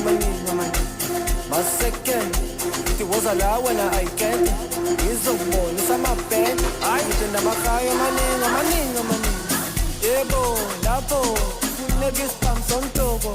Gijimisiwe ngompimbo. khali khali nebamba yebo lapho uneke spam somto yayiwena ma gijimisiwe ngomphimbo khali khali nebamba maseke uthi waza la wena I can ngizokubonisa amabhenki uthi namahaya amaningi amaningi amaningi maseke uthi waza la wena I can ngizokubonisa amabhenki uthi namahaya amaningi amaningi amaningi yayiwena ma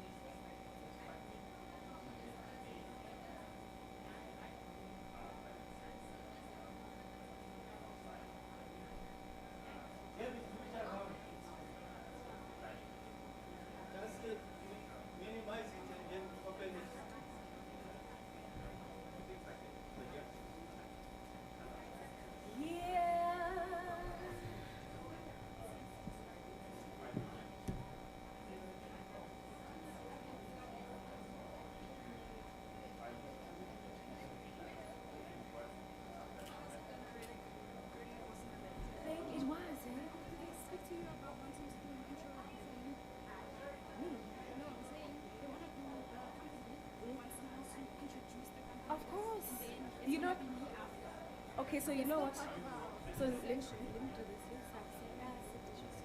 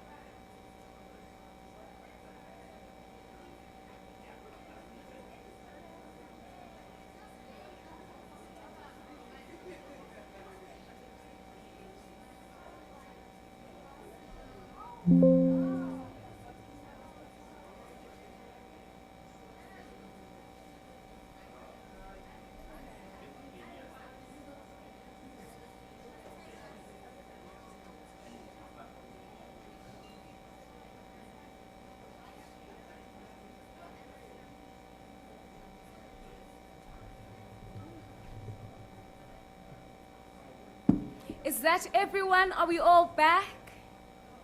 No, where's everyone? You see, they're going to miss out on big things. They're in a bathroom.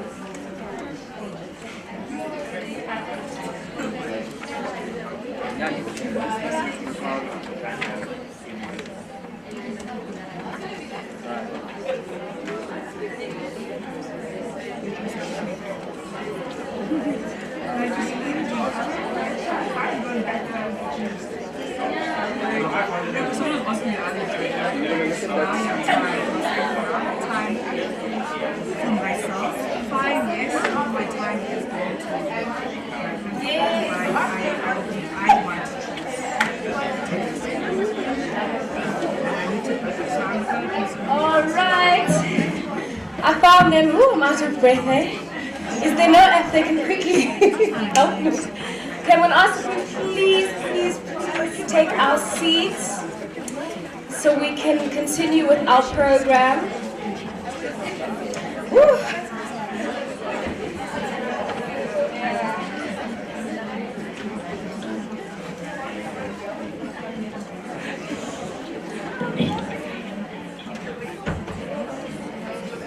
So we are all here now, ne? We can continue.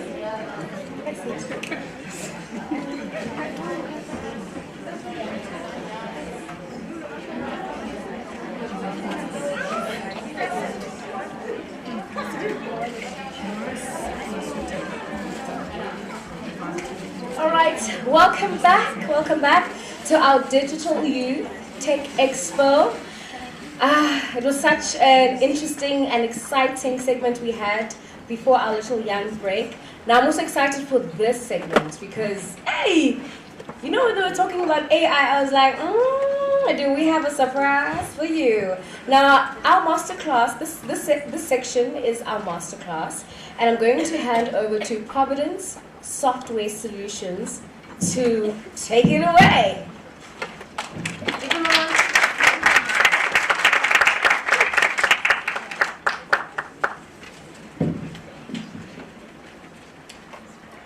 Good afternoon, everyone. So my name is Kelly Msomi. I'm from an organization called Providence Software Solutions. We are basically going to be doing the masterclass with you young ladies today. But before we get there, we'd like to do just a short introduction of who we are as Providence Software Solutions so that you get yourself a little bit familiarized with who we are, and if there are any things of interest that you might see when you look us up, you know how to get hold of us, you know where we are, you know what we do, and you know where we are based. Lisedi and Samantha are going to be doing the master class with you. We are just going to be doing a short introduction. We are basically a software company that specializes primarily in software and everything IT. We believe that as an entity that focuses on IT and software, it is our responsibility to ensure that we shape the youth's mind as you sit here as young, beautiful women, to understand as we move on to the next segment of IT in this beautiful industry that is very versatile. You also understand where you fit in, how you can fit in, what opportunities are available, and where we as the people that are already within the industry can lend a hand and be able to assist. So my colleague here is just going to proceed and introduce our company. Okay, hi all. I hope you're doing well. So I'm Leandri from Providence Software Solutions. Thank you, Kiwi. So at Providence Software Solutions, we believe that technology is the catalyst for positive global change.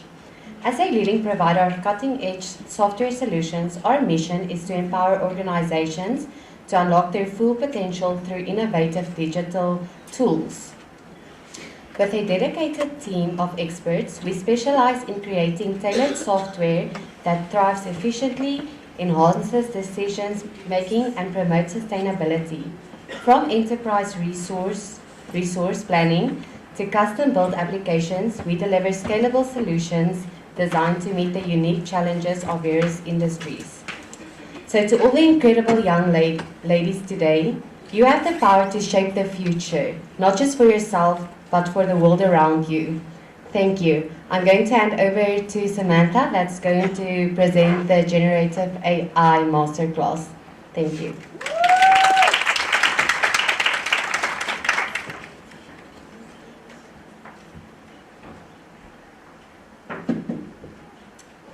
Hi everyone. I will be discussing the exciting world of generative AI, how it works, and the opportunities it brings, and how it can be a useful tool for you to use on a daily basis and for you to use for schoolwork, assignments, and for creative projects. I'm very excited to be part of this initiative. As a girl myself, I've learned a lot. So can I just get my presentation projected?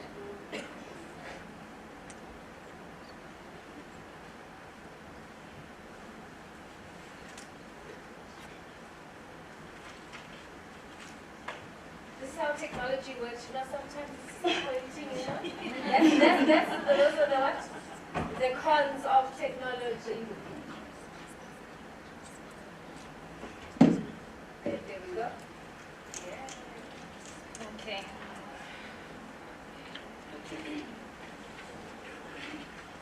Okay.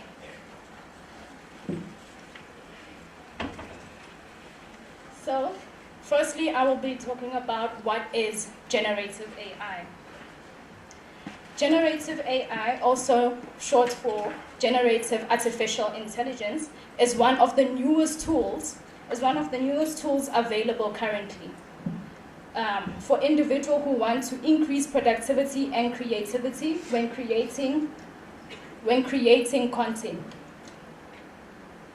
How it works. Generative AI generates output based on an input such as a prompt supplied by a person, so that person is you, turning the text input into text output, and sometimes it transforms it into media requested. So the user would be you would have an input, so you would ask generative AI anything, a question, kind of like searching on Google, and then it will process your input and it will identify context and cement what you mean. As we know, generative AI is a machine learning. It's a machine learning, so it has a lot of stuff that it has learned in the background, so it'll try and grab from all the information that it has to provide you the correct answer, and then it composes a reply according to what you have searched.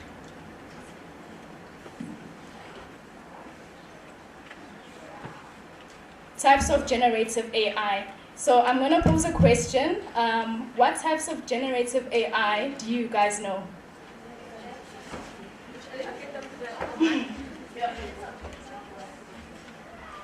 Meta, I heard someone say Meta.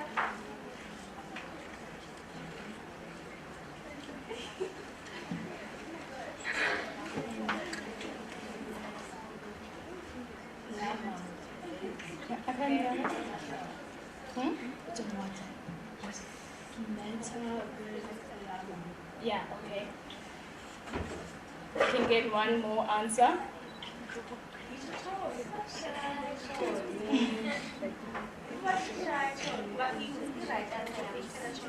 Meta AI. Nice. So those are generative AIs. But the ones that I'm going to be discussing today is ChatGPT, Grammarly, Perplexity, and Midjourney. Do you guys know what Midjourney is, or is it the first time hearing about it? Okay. So let's start with ChatGPT. ChatGPT is very common, right? Everyone has it on their phones. Yeah, it's the one that you guys use for assignments and homeworks. And, yeah, I know. So, ChatGPT is an AI language model developed by OpenAI that can generate human-like text based on prompts it receives. It can assist with various tasks such as answering questions, writing essays, drafting emails, and creating stories and more. Grammarly is an AI-powered writing assistant that checks for grammar, spelling, punctuation, clarity, and style. So when you're writing let's say maybe you didn't use ChatGPT to write your essay for once, and you actually did it yourself. So you go to Grammarly, and you put it in there, and then it will check all your punctuation, your grammar, your spelling, and stuff like that. And then Perplexity is also an AI-powered search engine and assistant that generates concise and relevant answers to questions by combining information from multiple sources. It is designed to provide quick and accurate answers to the user. So the nice thing about Perplexity is that it gives you the sources, right? So you know how when you do an assignment, you also have to put references, where you got that information from. So with Perplexity, it gives you all the sources. You can go back, reference check if it makes sense, does it align, maybe go to that article that Perplexity has drawn the information from and take more from there. Midjourney is one for creativity. So if you want some inspiration on creating, I don't know, maybe a picture, you want to create a birthday invitation for yourself, right? You can put a prompt onto Midjourney and then it creates your picture. Have you guys seen those tweets where people would put weird stuff on Midjourney about maybe a picture of popcorn, and then they give like various pictures of popcorn, and you can refine it as it goes, and then it'll give you more refined pictures and stuff like that. But then with Midjourney, it's a bit tricky. Can you say that the pictures that have been generated on Midjourney are original creative pictures? Is it equals to what a human artist would have created? Can you say that a person can own art created on Midjourney? No. No, yes, no? No. So I can't claim it as intellectual property. I put in the prompts though, it's my prompt. I think I thought of it. I can't say I'm an artist?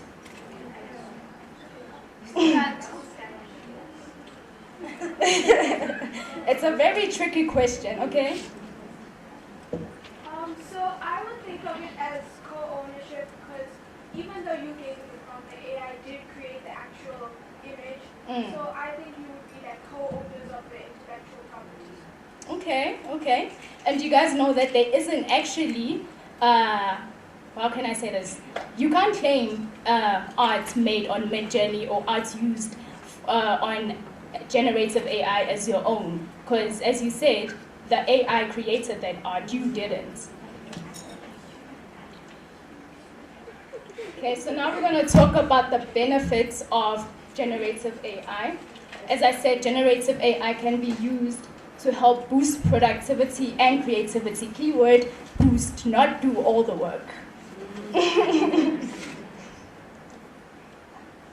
Okay, so we have, if you are a content creator, I feel like in this generation, Gen Z, we do videos, we are content creators in general. So you can use generative AI to maybe write a blog for you, to give you ideas on a new video that you want to post. It's really cool. Also, as I mentioned, product design, creating art and stuff like that. And it's also used for information. Okay. Have you guys heard about prompt engineering? And you guys actually do prompt engineering on a daily basis when you use AI, because you searching and answering, searching on ChatGPT is prompt engineering. But then with this, you can learn how to refine your searches to get AI to give you exactly what you want. When you search, write a story, it'll give you a vague story. It'll even possibly ask you a story about what. Prompt engineering then takes it a bit further and says, write a story about a boy in a bus, or write a story about two friends who go to Gold Reef City or something. you can be specific in your prompts. And that is also one of the careers that are available in generative AI, training the AI to give concise and accurate answers using prompts. Okay, let's see. We're gonna come back to the challenge. I'm just gonna talk about ethics while using generative AI. So, as you guys have mentioned, and as I've said, you guys use generative AI on a daily basis. You use it to do your schoolwork and stuff like that, right? How is it ethical to use it each and every single day and say it's your work, and for the teachers to give you 100%, but then you know you didn't do the work? It's not ethical, right? So I'd like you guys to, at home, search up on ethical considerations while using generative AI. Let's be fair, people. You know you didn't do the work. So, yeah. Then, we're going to do a creative challenge. We're going to go into ChatGPT.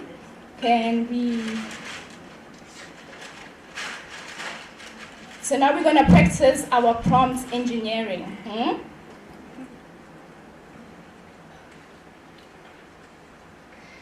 Technology. Okay, there we go.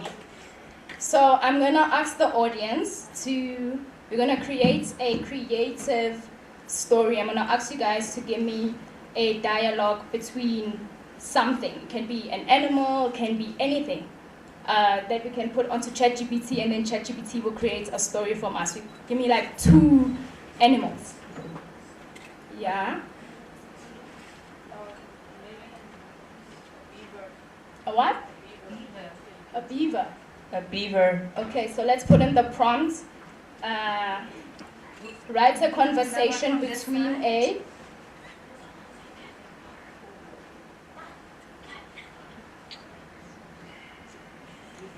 beaver and Let's from this side.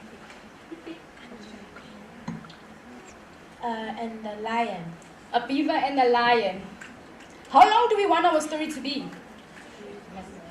2 pages. 2 pages is long. We're not writing an essay, it's a story. Let's do it in paragraphs. How many paragraphs or sentences we want our story to be? 2 paragraphs. 2 paragraphs. 2 paragraphs. 2 paragraphs. Anything else? Do we want to put maybe a setting? Where is the beaver and the lion at? In the middle. A river. In a river. Okay. Okay. Wow. So creative, eh? A beaver and a lion in the river. Okay. Okay, let's see. Okay, let's see the story. Okay, this is a bit too deep. Maybe we should have mentioned we wanted a funny story. Did we not? We wanted a funny story. What's the genre of our story? Is it sci-fi? Comedy? What is it? Comedy. Or drama. This? So it's dramedy. Yeah. Dramedy. Okay. This is an example of prompt engineering, right? We wanted a story, but we weren't specific. What type of story did we want? So AI just came up with something, but we didn't say, hey, I want it to be funny, or I want it to be sad, I want it to be a thriller, I want it to have some action, right? So when you're searching on AI, you should tell it exactly what you want so that it can give you the correct information and accurate information that you can apply to whatever you want to do. Okay, so yeah, now I'm gonna hand it over to my colleague Lesedi to do a VR presentation. Thank you so much, guys, and I hope you guys learned a lot. Thank you, Samantha. Thank you so much, Samantha.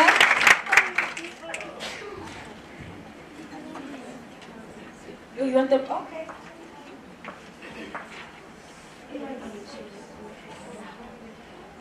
What number is that one? Number 16, Butti. Can you test us for 1, 1, 2, 1, 2? There we are. There we go. Hi ladies, how are you? How energy, ladies. Good morning, good afternoon, ladies. Are we tired? Are we tired? Okay, give me energy. How are we? Give me a bit of a scream. Well done. I'm Miss Sadie Tutela. I'm from Providence Software Solutions, and I will be doing basically a presentation or a masterclass on virtual reality. So, a show of hands, who knows what virtual reality is? Okay. Can you give me a definition?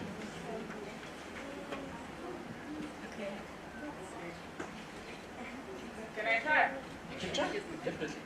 Okay, so my name's Zama. I'm from Midrand, Nova Pioneer.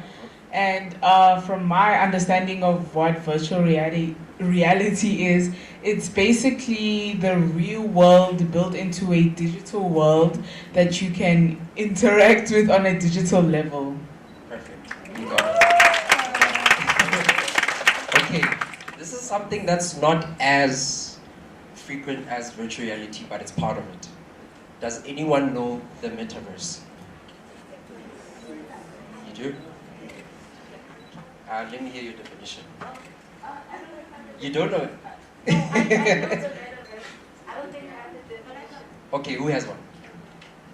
But try, you can try. Yeah, try. Just try. So the metaverse is like a universe, or like a place where different users or VR users can go and like connect, basically. See, you got it. Just trust yourself. Okay. So my presentation has to do with virtual reality for the UN. So basically, our team was like trying to be creative and come up with a nice name and include UN with the universe. So we came up with the name Universe Go. I don't know if it's tacky for you guys, but you can tell me. All right, let's get into it. All right. So let's understand what is VR, right? Like one of the ladies said that VR is basically virtual space, right? Like if we prompt this room, and basically you put on your VR goggles, you see the exact same room, but only you can see it, unless everybody else is wearing the glasses, right? And then we have the metaverse. So the metaverse is basically like a community, you know? So metaverse has to do with understanding where you are, the type of community that's built in. Basically, I don't know, you can say, for example, did you know that you can actually watch a fashion show in the metaverse? Yeah. You see, so such things, you can host concerts, you can basically communicate and engage with people within the metaverse, all right? All right, so here are some of the benefits for virtual reality, such as realistic simulation, immersive experiences, personalized learning. So you as the ladies in high school and, you know, basically this will be very beneficial for you, you know. Think of it as a new age type of learning, you know. Instead of traditional classroom sitting, you know, you can actually engage in some of the aspects that they have to give. So these are basically, oh, this is very slow. Yeah, these are basically some of the companies that are enlisted within virtual reality. So did you know that Samsung and your Google is basically doing virtual reality right now? But this is a famous one. Did you know that Facebook does it too? Who can tell me what is Facebook virtual reality platform? What is it called? No. Unfortunately not. No one? You can try? Sorry? I can't. I'm struggling to hear. Facebook verse. No. Yeah, I see. You're trying to be creative. Yeah. All right.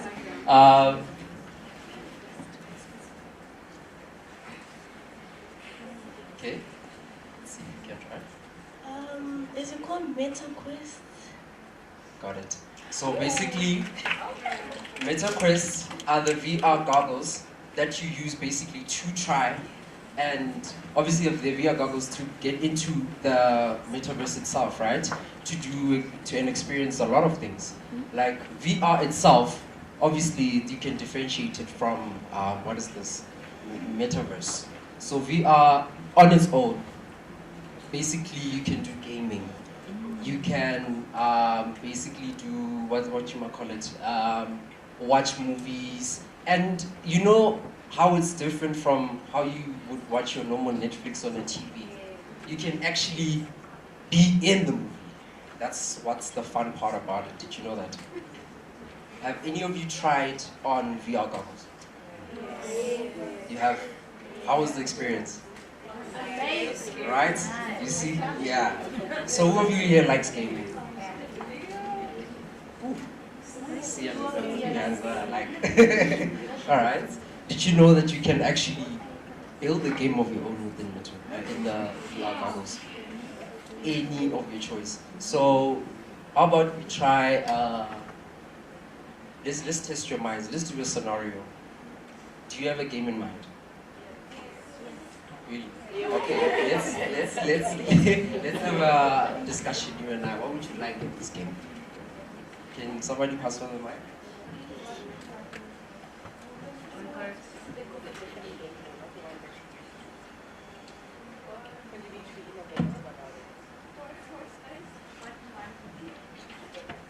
Maybe like shooting, like something. Shooting. Like real world experiences. Okay. So basically, with that shooting, what type of shooting are we doing? Are we using guns? What are we using? Yeah. Oh, I see the lady wants to try, yeah? You want to try? Oh, I see you trying to get the mic here, so I don't know. As well as shooting. Really? Bombs. So I want us to like build, not just talk shooting, you know? So what type of shooting are we doing? Like people, like shooting. Wow, very violent, eh?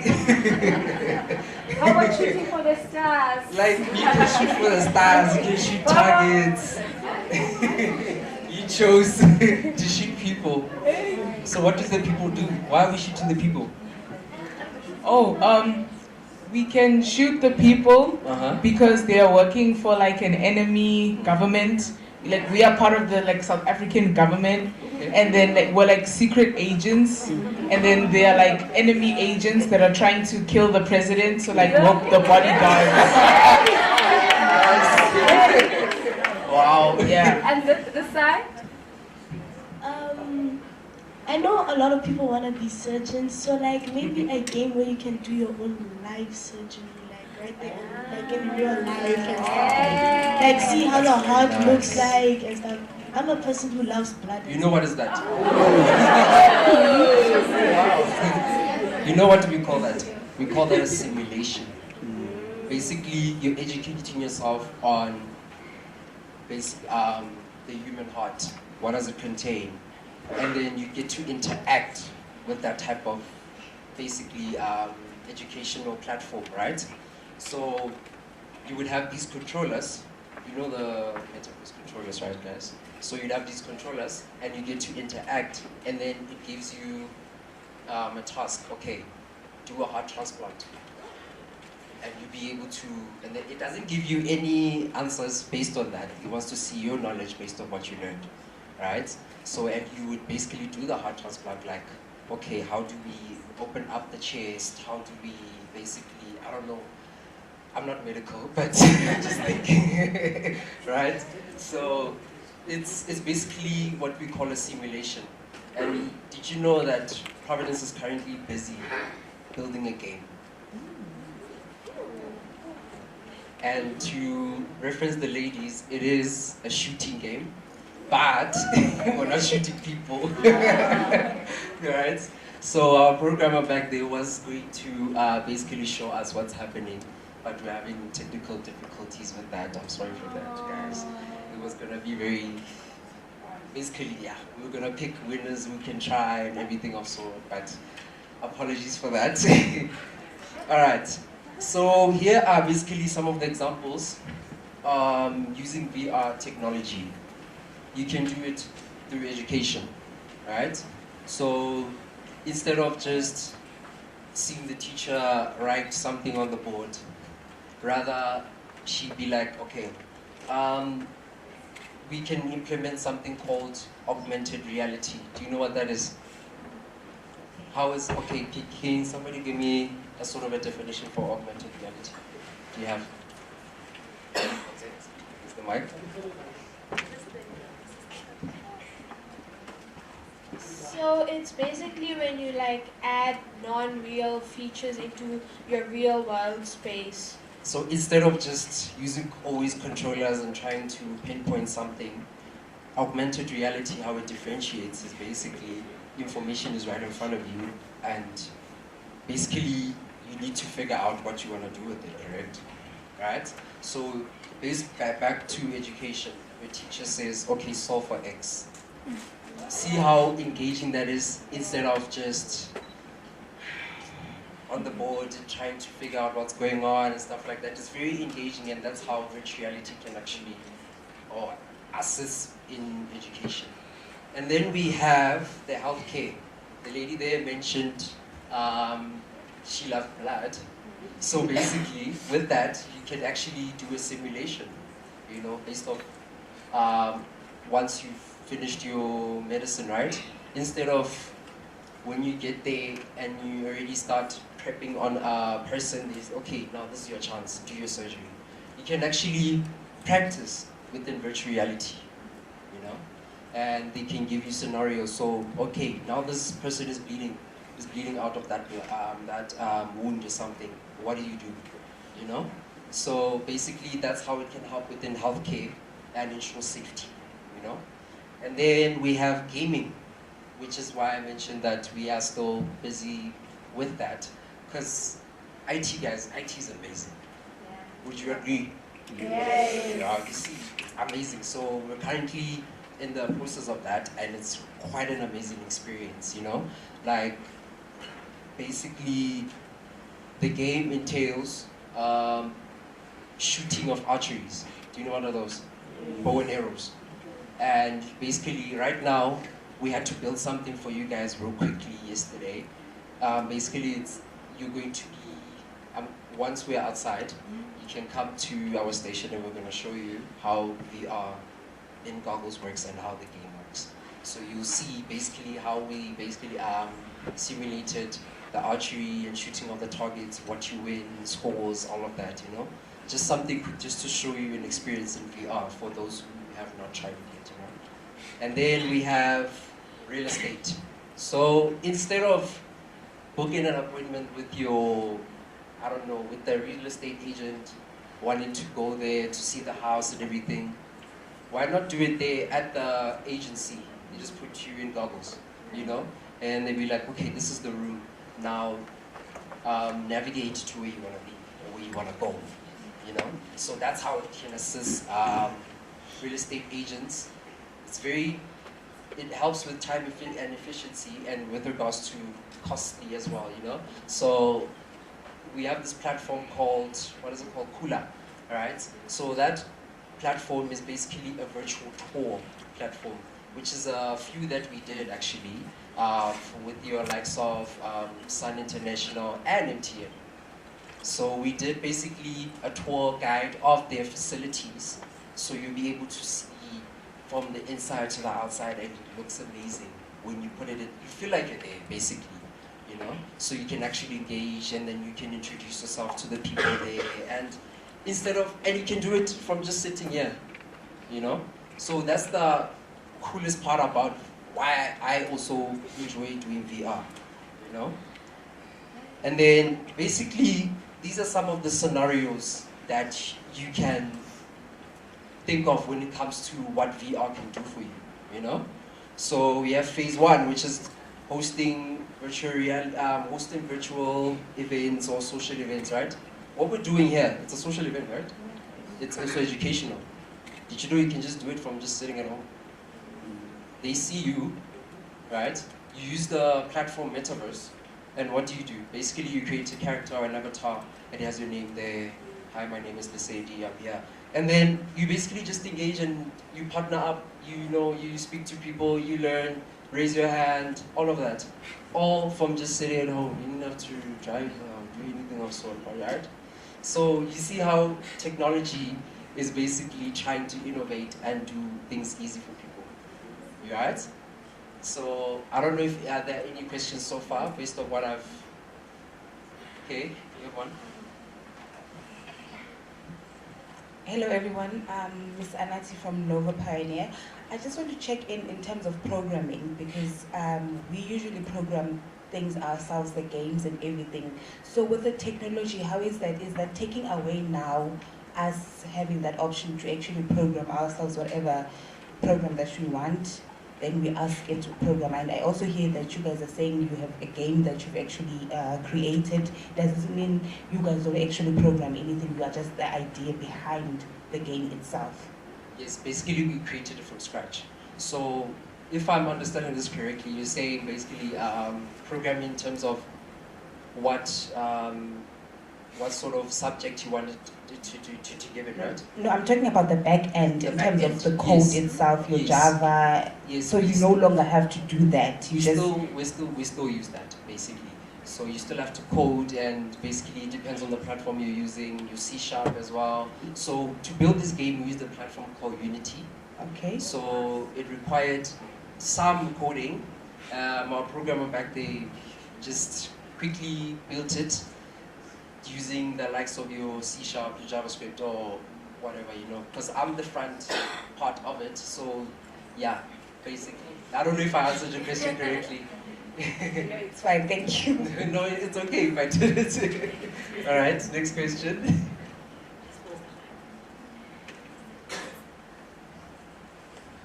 Hi, my name is Sipo.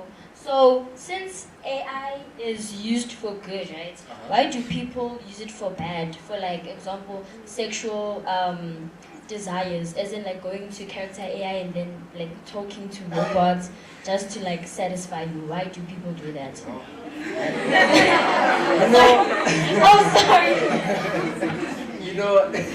With regards to that, is people's personal pleasures, and us as people we're different, right? So what I can tell you is that AI obviously was not built to obviously do all those things that you mentioned, So it's more of a solution, and that's part of what we do. It's solution, So if people choose to use it for bad or for how they are trying to, I'm gonna mention it.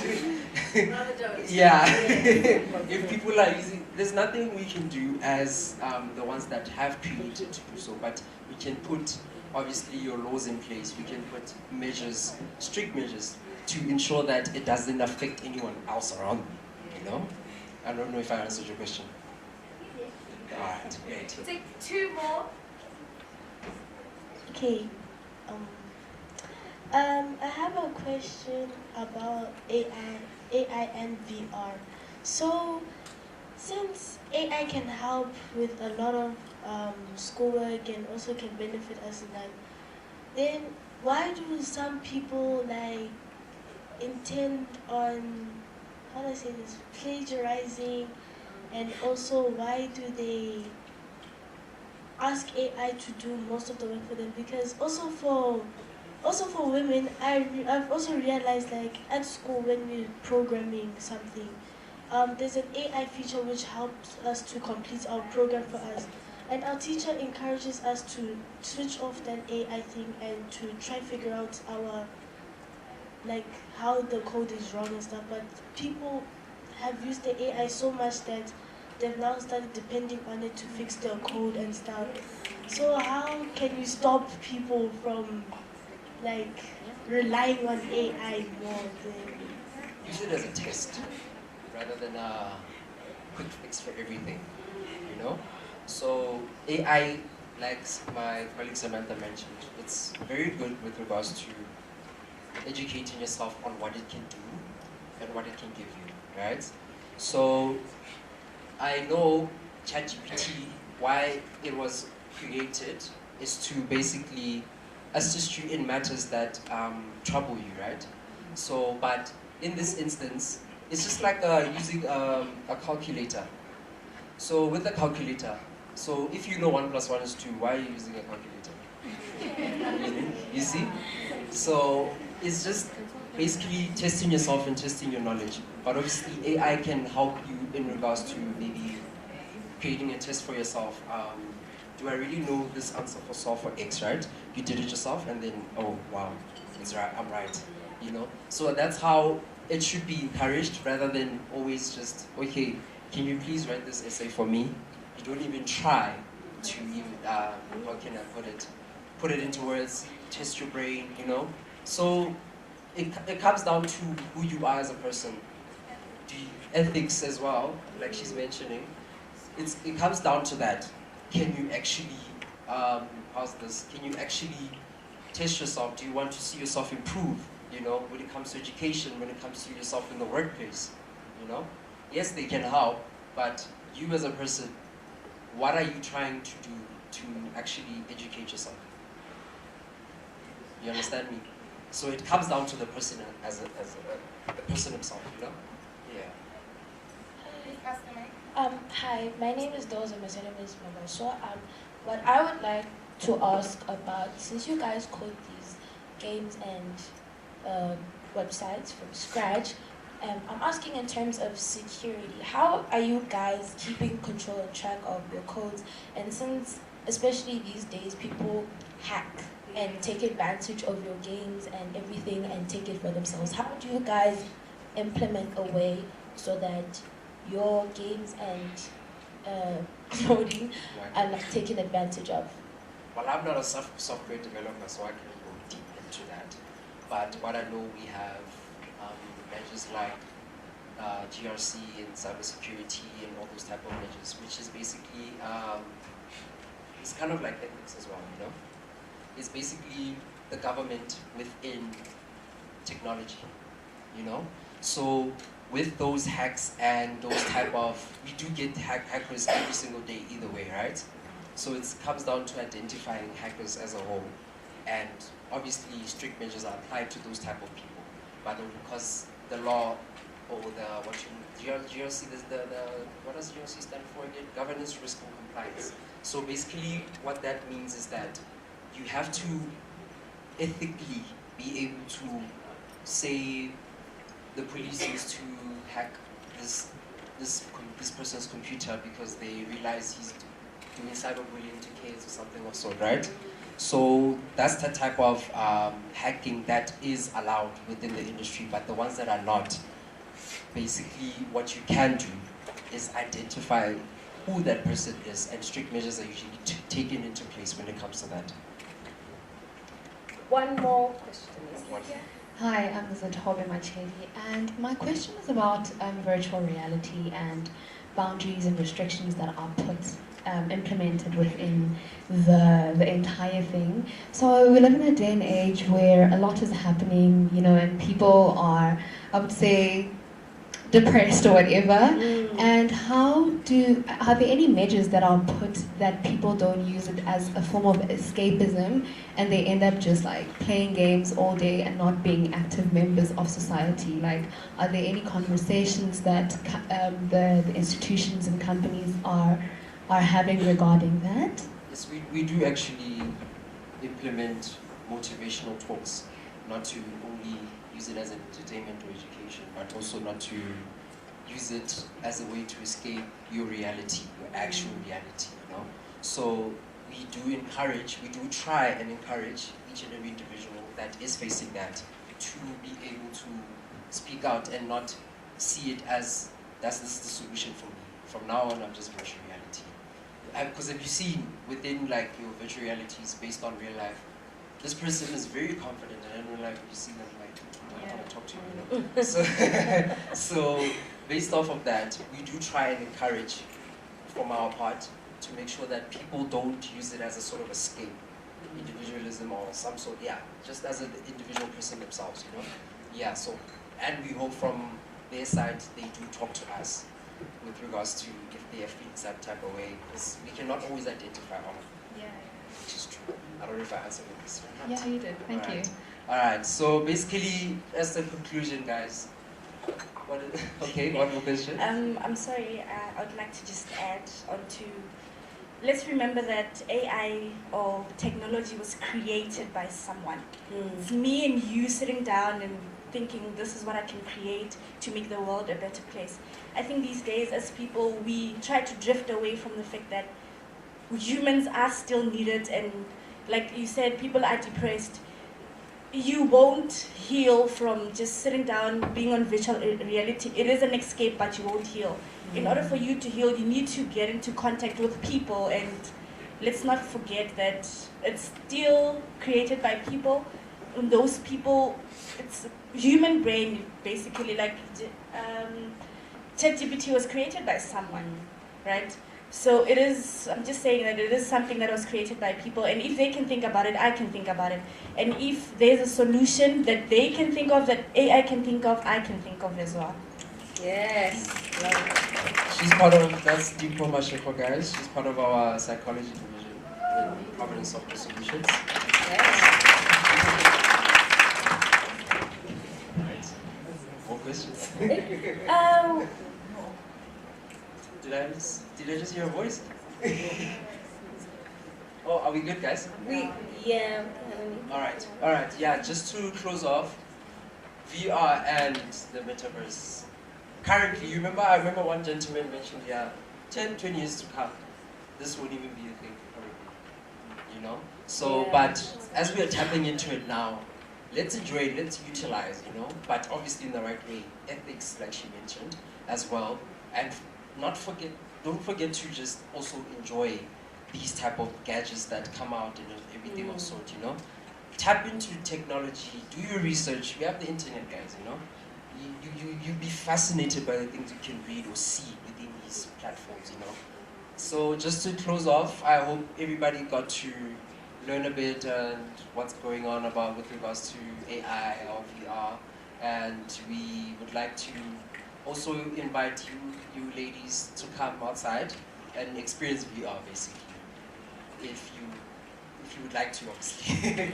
But then, just to close off, we thank you for giving us your time today, and thank you.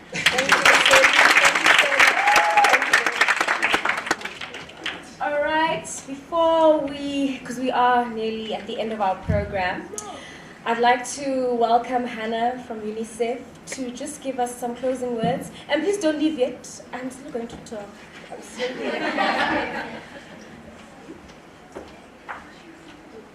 Thank you so much. I have this honor of making the closing remarks. I'll try not to make it too long, but I just wanted to say 3-4 things that really came out very strikingly from today's discussion. The SDG goals. The SDGs were designed with the understanding that it's already interconnected. We've witnessed digital skills, technology, it's cross-cutting all goals, right? Not just education, of course, the gender equality on 5 and climate change, etc. But so I think the digital inclusion is a catalyst for really pushing this SDG forward. Like even now, if you don't have internet connectivity, you can't even search for jobs or even apply for one. That's you guys' day-to-day life, right? So this interconnectedness is so imperative. Collaboration for impact. We've had a lot of corporates, MTN, you're sitting in the middle, you even came with a role model, you yourselves are a role model yourselves. I think this collaboration is so crucial. Earlier on, I said that I just finished executive MBA. For my work at the UN, did I need for promotion? Not really. We have this rigid, one by one, the government style. So it's not going to impact my promotion per se, but why did I want to do it? It's because we know with the climate change, there may be more conflict, there may be more immigration, migration. Your children probably will be learning in a classroom multinational, like different nationalities in one classroom. Government just cannot do it alone, and we know it. And the private sectors, they have, when it comes to technology, private sectors know more than the government, right? Private sectors hire their own technical people. But when it comes to scale, we know majority of the learners in this country are in public schools. Private sectors may be able to support very, nice package of support, but can it go scale at the national level? Not really. So in that sense, I said, I want to know how the business side thinks. I wanted to know which buttons I should press to work together. And that's why I did my education, which I didn't necessarily have to, but it was part of my kind of beefing up my background. But so I just wanted to elaborate and emphasize that this collaboration is just crucial. Ensuring inclusion, the digital education for all girls. We talked about inclusion for rural areas, especially girls. We just cannot afford. I think this country is going through a lot, and I don't think we can afford having this digital divide in the coming years. It's already started. It's going to get worse unless we have conscious intervention to close that gap. My mother, 76-year-old mother from Japan, flew from Japan 26 hours on the plane, was here for 2 months, exactly 1 year ago. She was so impressed. South Africa, you guys have the land, you have the nature, minerals, gold, diamonds. You have young people, unlike Japan with very little babies popping up. You have so much, and my mother and I just realized how great this country is. And I hope you are all very proud of it. But then my mother's like, what's the issue?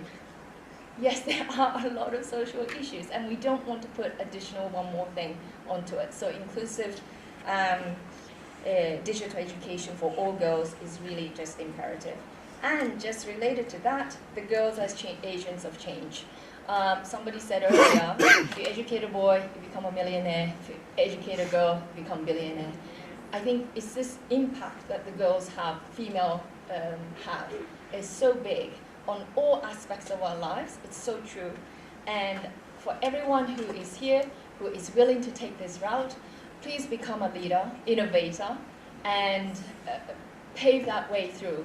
And I hope that today's event, I'm very happy that it's a collaborative UN and partnerships event, is one of the many inspiring events that you may encounter in life. And I hope that you really enjoyed, and I'm very happy to be part of it. Thank you so very much. Thank you very much, Hannah. All right. I am going to ask 3 ladies. Before you put your hands up, just you, because they at the back always first. 1 lady from the back, a lady in the middle, and a lady from that section. I just want to hear from you. What is your takeaway from today's event? And the best one, I'm gonna give you a prize. So, someone who hasn't answered, someone who didn't.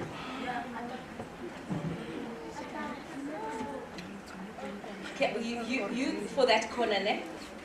Yes, you, my dear. Yes.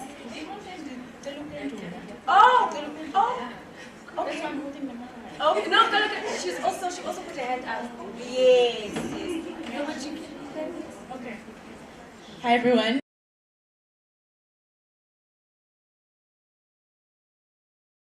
Dropped today, but it's really encouraging as well, because as someone who is, venturing in the digital space, it's really encouraging to see people who look like myself in the tech space. And so the biggest takeaway that I can say is that young women, specifically within South Africa, you need to take up space. Take up space and be bold and fearless, because you're only doing disjustice not only to your community but to the country at large.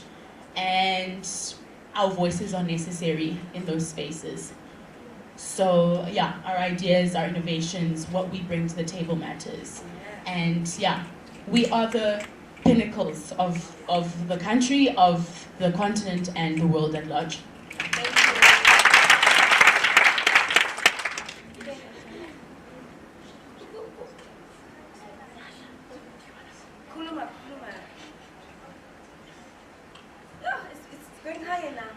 I don't really have much, but I just wanted to say I realized women are a I don't want to lie.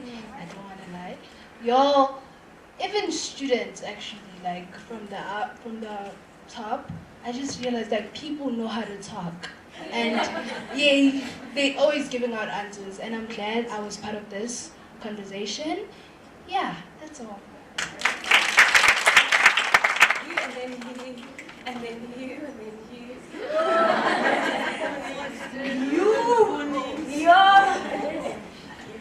My take on for today, since, well, I'm a grade 10 and next year I'm doing grade 11, and for me as a person who's doing science, I think it's really important to also involve technology and considering how it's evolving. And as us as women, it's very encouraging that we're all here. And the way that they all answered, it's giving me that thing of that we women are rising up, we're getting there, we're rising to the challenge, and we're not letting them defeat us. Yes. So, Yes.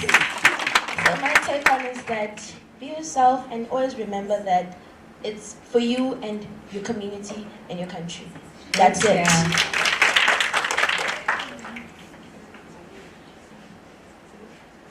Hi all, my name is Mpomina all the way from East Rand. So what I do take from this whole, is it a workshop or the expo? Yes, sorry. Well, what I do take from this is that I am beyond empowered. For one, for somebody that knew what they wanted, but they couldn't pinpoint exactly what it is.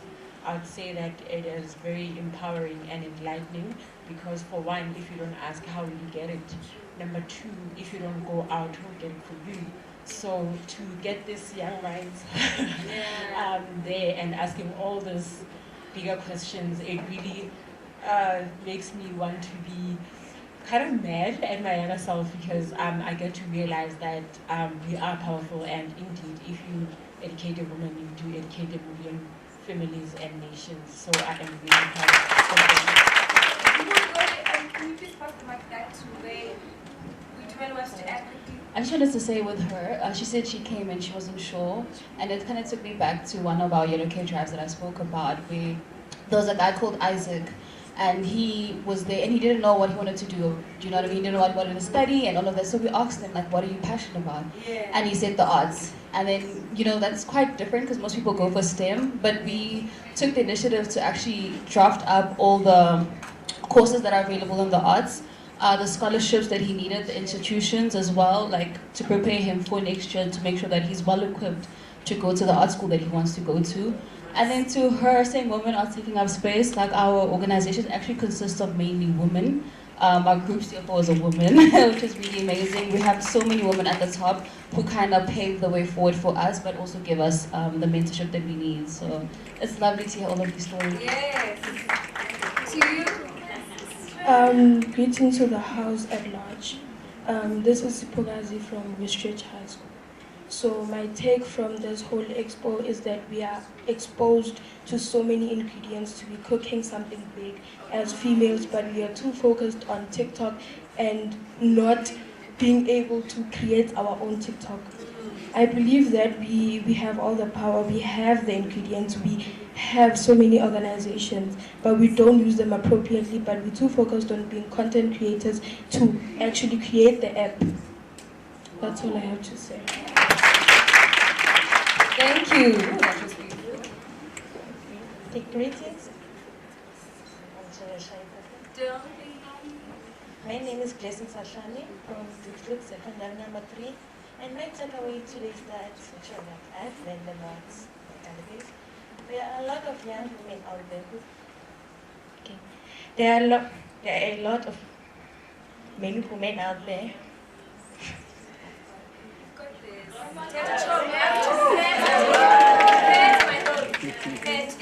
Like taking away today is that there are a lot of young women out there who don't know anything, but they are under pressure of what the society says, and they're not yet exposed like some of us today. Some of us came here without learning anything we did not know, and we did learn, unlike some of those who are out there. And today I would like to say that, yes, there are dangers of those vital experience, because yes, they may pose a great danger to us, such as women trafficking, as this a current issue that we are facing today.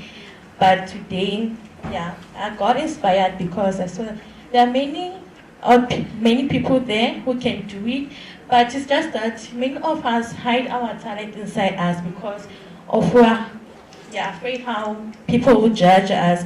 Unlike those, yes, we do have confident people who are not afraid of what people will say.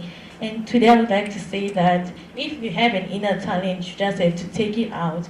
Instead of hiding it, yes, you have great potential, but it's up to us of what we do and what we decide to say, how we will actually take out those potentials so that we can change this world. Many years, decades, we've been ruled by men, like women have been prioritized, they've been a subject of slaves, but unlike today, we have potential, we have the freedom to do anything we want. Thank you.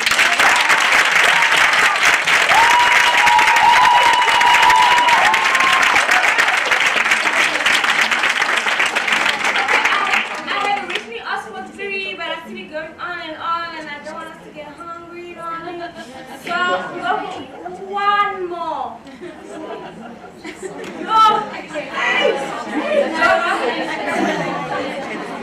But now I've been told, please don't shoot me like that game you wanted to create. Please, I'm just a worker here. So as I said, we were looking for the best answer, and the judges have just told me that they found the answer. So I would love our representative from OPO to please come up on stage.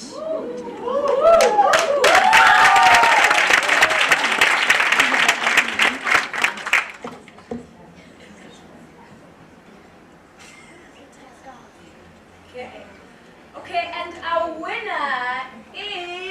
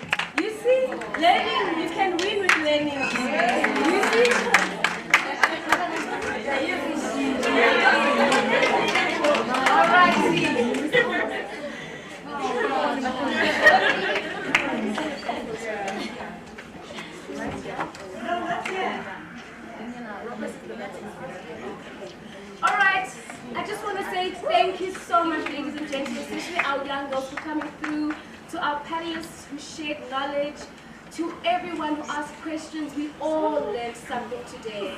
Sometimes not that we must speak the English, we all understood exactly why we were here.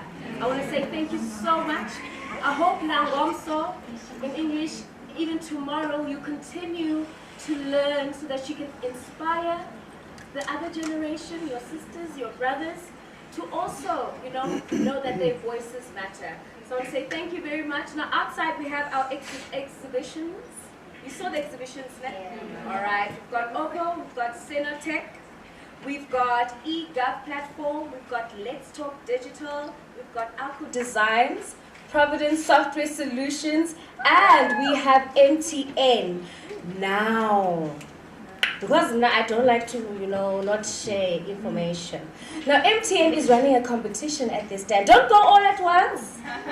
That's all I'm saying. There is a competition that they're running. So if you feel like you're lucky today, you want to win something, do visit their stand as well. But visit all the stands. You can ask questions, learn lots more. But before we close and go and have something to eat, we've been requested to please gather in the middle for a picture, a group picture, so that next time when they talk about this event, our faces are there. Next time you come back, I don't want you to sit there, I want you to sit here. Next time you come back, I want you to be saying, no, this is how things are done. Because why? You saw the vision for your future. So thank you so much. Let's gather in the middle. If you're wearing a hat, please lift it. You have to be seen. This is going to be, you understand? Choose your best side.